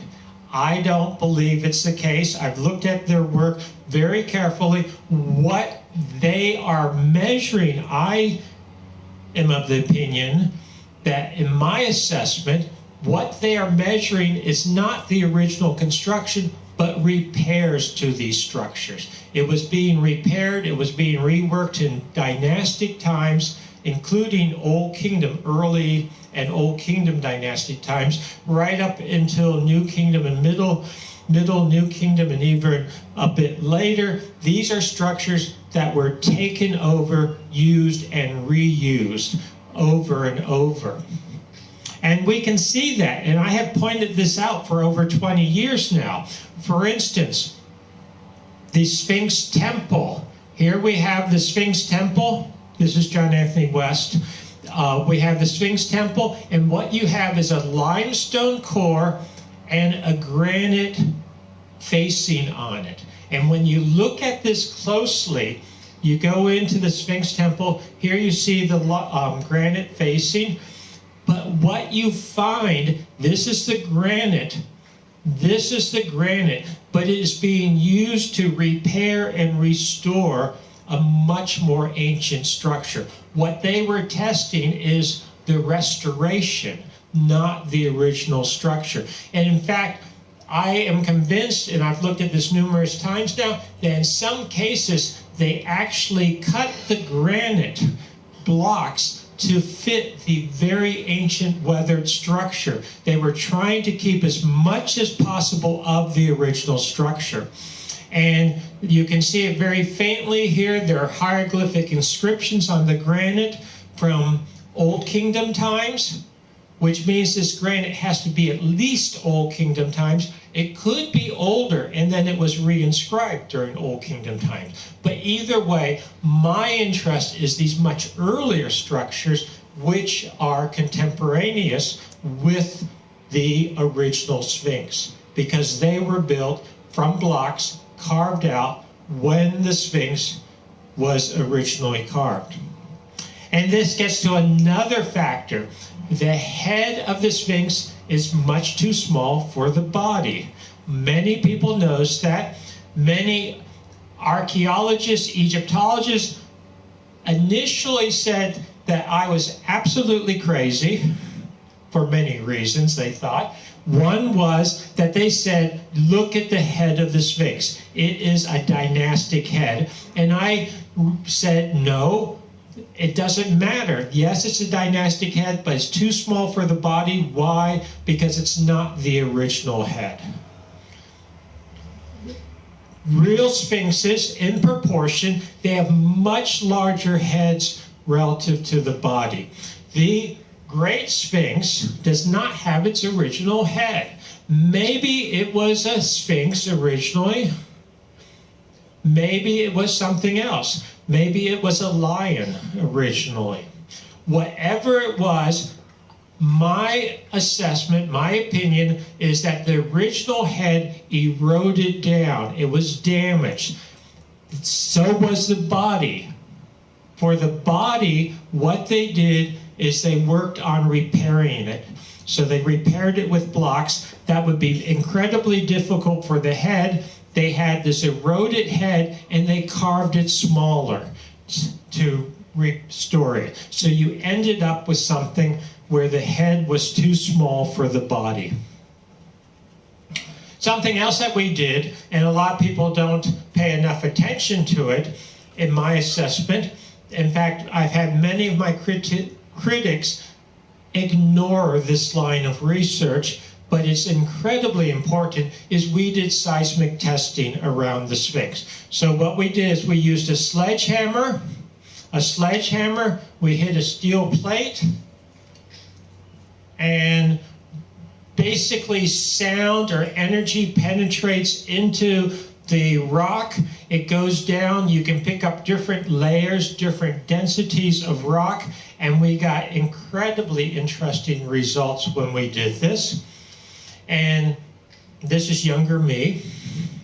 What we found is that the erosion, the subsurface erosion and weathering, really I should say weathering technically, the subsurface weathering is uneven around the Sphinx. It is much deeper on the sides and in the front. It's very shallow in the back. And here we can see it diagrammatically. It is twice or more as deep on three sides as it is in the back. What this indicates is that originally the back portion was connected to the bedrock. And also this back portion, when we calibrate, that is compatible, that makes sense for Old Kingdom times. But this much deeper weathering on the other three sides, again, indicates that the original structure goes back thousands of years earlier. So what I believe was the case is that originally in the back, it was only carved down to this level. And then this portion right in here was freed up, was carved down to at about 2500 BC. About 2500 BC, when the Sphinx was being refurbished, repaired. That may be when the head was recarved or somewhere along the lines, but that would be dynastic times. But the original Sphinx goes back much earlier. So this was very strong confirmation of my initial estimate that the Sphinx must go back to earlier climatic period. And when I did my initial estimate, I was thinking in terms of 7,000 to 5,000 BC. Honestly, as the data has developed and more information has come in, this data is compatible with back to 10,000 BC. I'm very open to that. In fact, I think that's probably more likely, given everything that we're putting together, has to do with things like the calibration of the seismic data, other data that we've been able to develop since then, and new lines of evidence. So what I believe is the case is that originally the rump of the Sphinx was connected to the bedrock here. Only the top portion of that back was carved out. The rest was carved along the sides and in the front. And the Sphinx essentially emerged from the bedrock, which interestingly, when the Sphinx looks out to itself in the sky, Leo, everyone knows the constellation Leo? That's essentially what it looks like. In Old Kingdom times, this portion was carved out during the restoration, during the repairs. When would it have looked out at Leo? One possibility, and I think you'll hear more about this, is 12,000 years ago, about 10,000 BC on the vernal equinox, which would be the what? Do people know this? Age of Leo, the precessional age of Leo. And in fact, I suspect that the original Sphinx, a lion, may have been a marker or somehow tied in with that early period. Was it a male Sphinx? Or, I'm sorry, a male lion? Maybe it was a male, maybe it was a female lion. That's another possibility. We just don't know because we don't have the original head. Something else we found with the seismic work is, I don't want to go into all of this, but notice this right here. It's called A, anomaly A. Do you see the outline of the Sphinx? You're looking down on the Sphinx. So here's the paws of the Sphinx, the head, the rump. We found different anomalies. There may be a tunnel-type feature along here, but this is the one to focus on. This is a hard layer. That's not a cavity or tunnel. This is a cavity. We found a cavity under the left paw. It is there. I have no doubt about it. Artificial cavity. Have people heard of Edgar Cayce? Some people say that Edgar Cayce predicted that there would be something around this area. I don't know about that, but I do know there's a cavity there, some kind of chamber, and it looks artificial. It has yet to be explored. One more thing to do.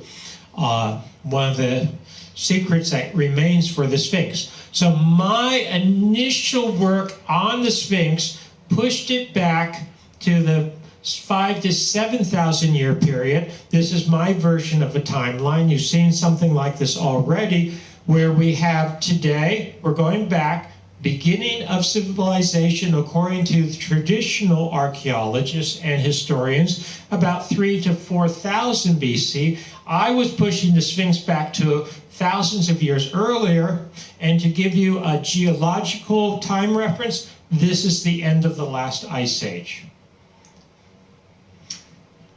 So I did this. I thought it was great, but many Egyptologists and archaeologists and historians thought it was horrible, and it made headlines about rewriting history and clashing on the age of the Egyptian Sphinx.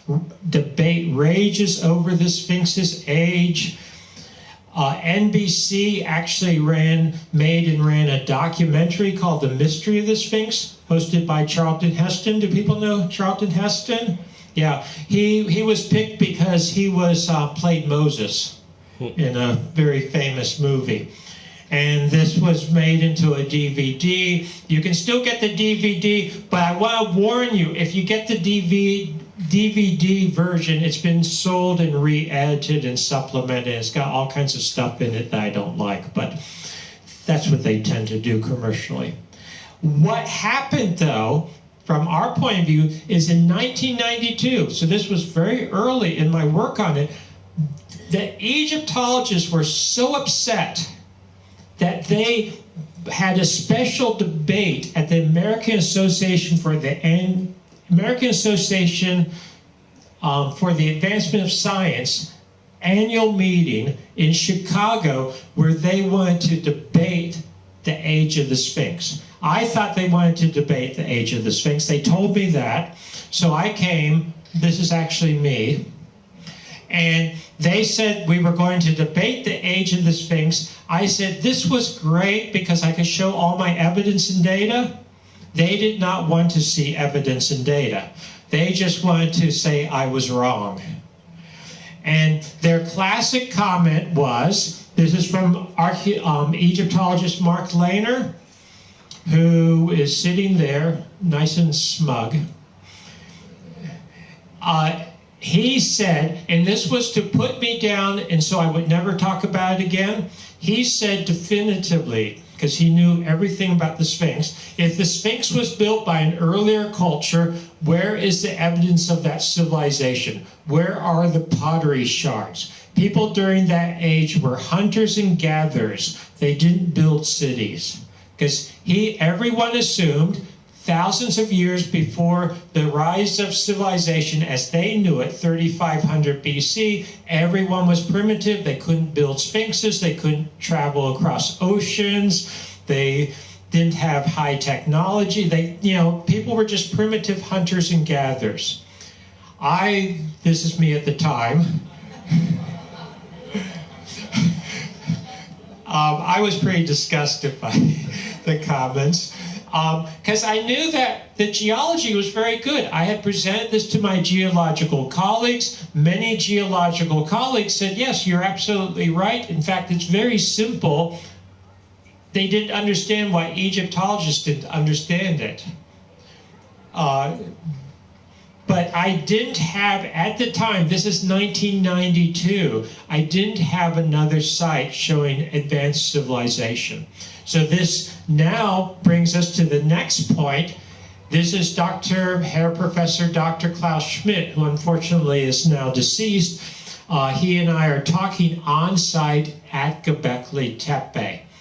Göbekli Tepe. So remember, 1992 was the debate.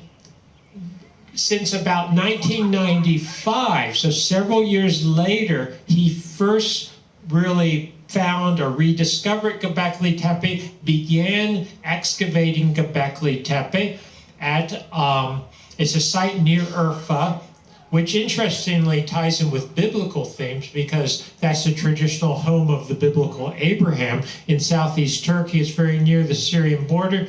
But what was important, and I had to explore for myself, is he had what he called at the time major building phases from 10,000 BC to 8,000 BC, what I had referred to informally as Sphinx Age.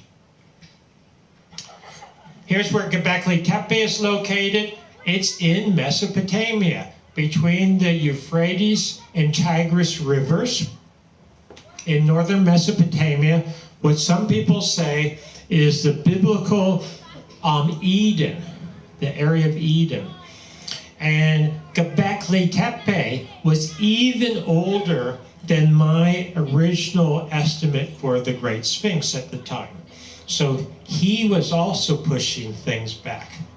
It's a credible site. Here's an overview of it. It has stone circles. Only 4 have been substantially excavated as of this year, because it's a very big site. There are 20 or more megalithic stone circles. Most of them are still under the ground. They have to be excavated, but they've been found by geophysical methods. Things like ground penetrating radar. Did I skip one? Ground penetrating radar, different things like that. She's right here. This is my wife, Katie, who took many of these photographs. She comes with me on all the trips and is an integral part of the research. Here's a photograph she took of me. There, you see the stone circle? And when you look at this, it is very, very sophisticated. See how beautifully carved these are. This is about 10,000 BC, 9 to 10,000 BC.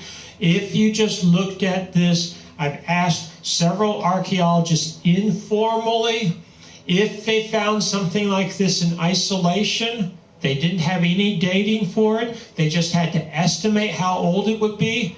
They've told me, several have told me about 1,000, maybe 2,000 BC, maybe 600 BC, not 9,000 to 10,000 BC. Incredibly sophisticated. This is one of most people's favorites. Look at this animal carved. And this is not stuck to the post. They planned to have it there, so they carved it. This is all one piece of rock, one piece of stone. There's another, that's a little happy fox. And can you see there's a little animal there, a little pig there? So there are different things. This is carved in relief. This is incised on. It was being used and it was being reused for thousands of years. Here shows some of the pillars. And there's some more pillars. They are anthropomorphic. They are human-like. Do you see the arms and hands? So this has its arms and hands like that, you see? And there's a fox here. And this would be its what? Head.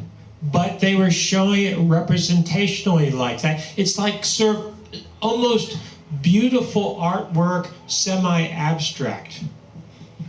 And I think that was very, very intentional.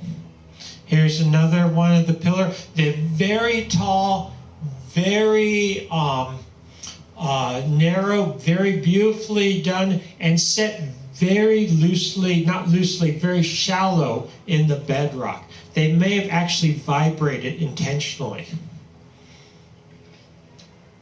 What I was particularly interested in is how this was dated. So I discussed this at length with Dr. Schmidt, and just a few summary points. They're ornately carved in relief. Here you can see the arms, the fox. Do you see the hands? And this is a belt. You see the belt? And a loincloth. This is about 4 meters tall or so. And they weigh up to 10, 15 tons. They're anthropomorphic, and they were set very shallowly in the bedrock with a kind of concrete. 12,000 years ago. Should not exist, but it does.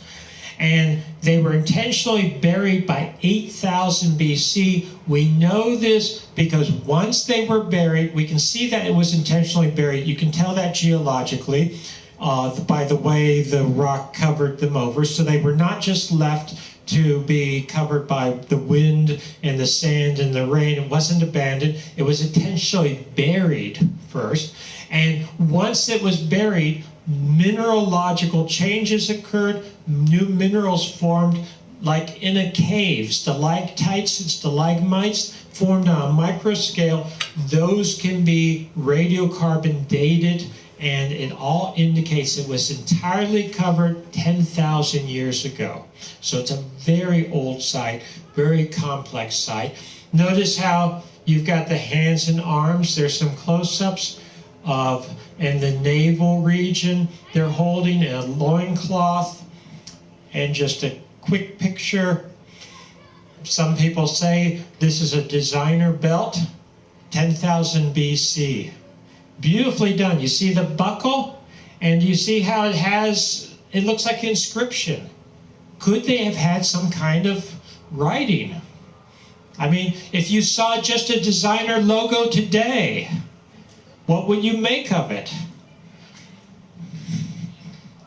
And very important to our story is that it had catastrophe. You have breakage here, and then it was intentionally buried. This is the way it was really found. This is not archaeological reconstruction. Look at this pillar. Do you see how that pillar fell over? Then it was put back up in ancient times, 10,000 years ago. These crude rock walls were put up against them to hold them back into place, and then the whole thing was covered over. So there's evidence of major catastrophe and then re-erection crudely, hastily, then the whole thing is buried over. Here we see how they did this crude wall up against the pillar to maybe prop it up to protect it temporarily before it was covered over. Here we have one very dramatically. Do you see this pillar there? We'll look at a quick close-up. This pillar got knocked over. There was some kind of catastrophic event here. They propped it up very quickly with the remains of part of that pillar and some other blocks. Does everyone see that? And then they built these walls. Then they covered the whole thing over with dirt and debris and sediment, which is what the archaeologists excavated out to get to this point to see what was going on. So why did they do this? Why were they intentionally burying everything by 8000 BC? Klaus Schmidt said that they spent as much time burying it, covering it over, as they did to build it, as much energy, I should say. So why? This takes us back to the next part of the story, which is the end of the last ice age. What is going on at the end of the last ice age? Because that's when Göbekli Tepe comes from. Göbekli Tepe spans the end of the last ice age. And at the end of the last ice age, we have something known as the Younger Dryas. The Younger Dryas is interesting because the ice age was starting to end. It was starting to warm up. Then it got colder. That's known as the Younger Dryas. Then it got dramatically warmer. So the Younger Dryas starts about 10,900 BC, and then you have a dramatic warming at 9,700 BC, which is exactly Göbekli Tepe time. A little geology and climatology. This is from a book I'm a co-author on, and it's a quasi-log scale. So here it's very cold in the Ice Age. It starts to get warmer. Everyone see that? Then it gets cold. This is the Younger Dryas. Then it suddenly gets really warm and stays warm, you know, with little ups and downs, but stays warm right up to the present. When I was a graduate student, we used to think that when it had a sudden warming, that might be 100 years or 500 years. In the last decade, we found that from ice core data, this is ice core data, this sudden warming, initially it was thought it might be 2 or 3 years, which is very sudden geologically. But now things have even changed in the last year. We now have, from ice core data, this is years. This is older to younger. This is 1 year, another year, another year. This is the last year, based on isotopes, of the Ice Age. This is the first year of post-Ice Age. The Ice Age ends not even within a year, within weeks, probably days. Just a couple of days. So what could indicate, what could cause us to literally snap out of an Ice Age within just days? That's what the evidence indicates now, incredibly quickly. Something else that's happening at the end of the last Ice Age, it's dated by ice cores. And this is very accurate now because we have like tree rings, the ice core rings, the ice core levels. It's almost exactly 9,700 BC. And this is the time when all the big Ice Age animals go extinct. They actually go extinct. This is uncalibrated. They go extinct right at this level, which correlates with what in calendar years is 9,700 BC. So something is going on there, something very, very dramatic. So end of the last Ice Age, you start to have cold periods, 10,900 BC, and then you have this warming spell, 9,700 BC. Just as a comment, as a thought, some people think it's a comet that caused all this, or an asteroid, and I know a lot of people think that's a nice, it's almost too good to be true. It turns out that the evidence is now very much against it in the last couple of years. It has not held up to scrutiny. and we have to accept that. But what does seem to be the case is that the sun is not stable. It is going through periods of fluctuation.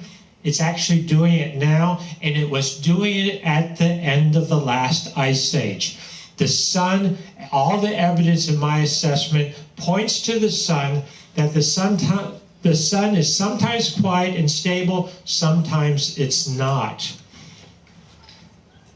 And the sun is not as stable as most people believe. The sun sometimes undergoes major outbursts. It ejects what are known as plasma discharges, so basically electrically charged particles, and they can hurtle toward Earth if Earth is in the wrong place at the wrong time. And this would cause massive destruction. It could dramatically warm the climate, which is exactly what we see. It could do it in just a matter of days, even hours initially, and it would have the potential to end an ice age. The Greenland ice core data, there's sediment core data, there's lunar data from the moon that all indicates that something is happening instantaneously in 9700 BC. To tie in with this, everyone knows what the northern lights are? That's from very small plasma discharges, solar wind, they call it, very small. But what you get is you get things in the sky. Now, when this is very mild with classic northern lights, you only see it at high latitudes. You have to be close to the North Pole or the South Pole. Everyone follow? If it gets stronger, you start to see it in more parts of the world. If it's strong enough, you see it all around the world. And that's what happened in ancient times. There was a man, he was an astrophysicist, he's now deceased, Thomas Gould at Cornell University. He started talking about these types of phenomena in the 1960s. And he suggested that when there's a big solar outburst, so this is a quote from him, the Earth's magnetic field, our magnetic field helps protect us, but if it's too strong, it doesn't protect us. That when there's a really big one, the Earth's magnetic field can't hold up.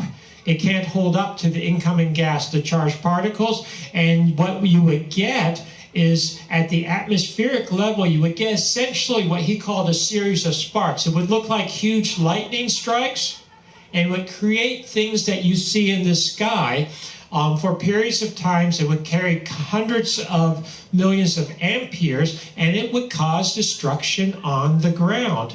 Physically, sometimes in some places like a tornado hitting. It would cause atmospheric changes. It would cause climate changes. It would cause radiation levels to rise on the surface. And you would get all kinds of effects. One thing he suggested you need to look for to prove this is what's known as vitrification, where rock is hit by this discharge. It gets very hot very quickly, melts, and then refreezes. Vitrification refers to glass, so natural glass. Everyone follow? And he saw this. What do we have orbiting around us? The moon. If the Earth was hit, the moon would be hit also, he suggested. And he actually, the same Thomas Gould, studied the lunar surface from the Apollo missions and samples that were brought back. He found evidence of this on the moon. I've been studying this. This is the Moda Mark in Scotland. This goes back to about 10,000 BC, end of the last ice age. Here, I'm holding in my hand, you see that? That is vitrification. That is from the same type of phenomena, very high, very intense heat just on the surface. In Egypt, we have something that is known as a Dakhla glass, which classically, because people didn't know how to explain it, this is over an area of about 400 square kilometers. People said, well, it must be a comet. It doesn't fit comet characteristics. What it does fit is solar outburst characteristics. And this again shows you what vitrification looks like. So there's a lot of evidence that something is happening at the end of the last ice age, that there were major solar outbursts. We have isotope data which records solar activity. I'll come back to that in a few minutes. We have data from sediments, from lunar data of ancient vitrification. There's other evidence too, and I want to point that out, and that is from petroglyphs. And I want to introduce another colleague here for a few minutes. This is Anthony Perrott, Dr. Anthony Perrott, who works for Los Alamos National Laboratories. He is a specialist on high-energy plasma physics from stars, from the sun, between different bodies in the solar system. If you don't know what plasma is technically, it's this. This is a picture of it.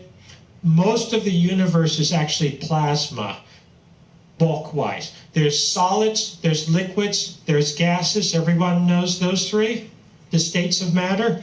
The fourth is plasma. It's electrically charged particles, which are neither solid, liquid, nor gas, technically. And that's what he studies. And what he found was that when you have plasma discharges from stars, and the sun is a star, if it hits a planet's atmosphere, like the Earth, it will react with the atmosphere. It makes shapes in the sky. So you would see things in the sky. Everyone follow? And those take on very distinctive shapes, very distinctive configurations. So you can think of the northern and southern lights, but it becomes less diffuse, it becomes more distinctive, and it would take on distinctive shapes that he has, with computers, simulations, and you see how they sort of look like stick figure men, but not exactly like humans. So if we had a major solar outburst, plasma discharges into the atmosphere, what you would start to get, these are, this is Northern Lights, it would become even more distinctive than this, and it would start taking on different shapes. So he's modeled that would take on shapes like stick figure men with dots on their sides, things that would look like stick figure men with birds' heads, and also what we call donut type shapes. And he has looked at petroglyphs around the world. Petroglyphs are when people scratch on rock in very ancient times, and what you get are things in over 130 countries looking very similar. People don't really have extra sets of arms or little dots on their sides, but this is what you would see in the sky during a major solar outburst. And here's some more pictures of them from this Saudi Arabia and United Arab Emirates. When Katie and I were speaking in Norway, we went to see some petroglyphs. We found the same types of things, again, dating back to the end of the last ice age. Another place where you get petroglyphs, very sophisticated ones, is in the South Pacific on Easter Island. Anthony Perrott, Dr. Perrott, did some work there. Katie and I followed up and expanded on it. Easter Island's a fascinating place. It's where you have the big heads. But what you also get are petroglyphs. There. You want to see that? So you get these petroglyphs, and they have something else. It's indigenous script. It's known as the Rongo Rongo. What does it look like? Anyone see? Katie, my wife, first pointed this out. Alright, I'm going to take a break. I'll probably be back up in here later on. I said this is a commission, so I really got to get some work done on it. But it's hot. It is hot in here. Jeez, it's hot. Here, we'll just start with this one. I'm off to a good start, though. This is what they look like. This is the Rongo Rongo, and various petroglyphs.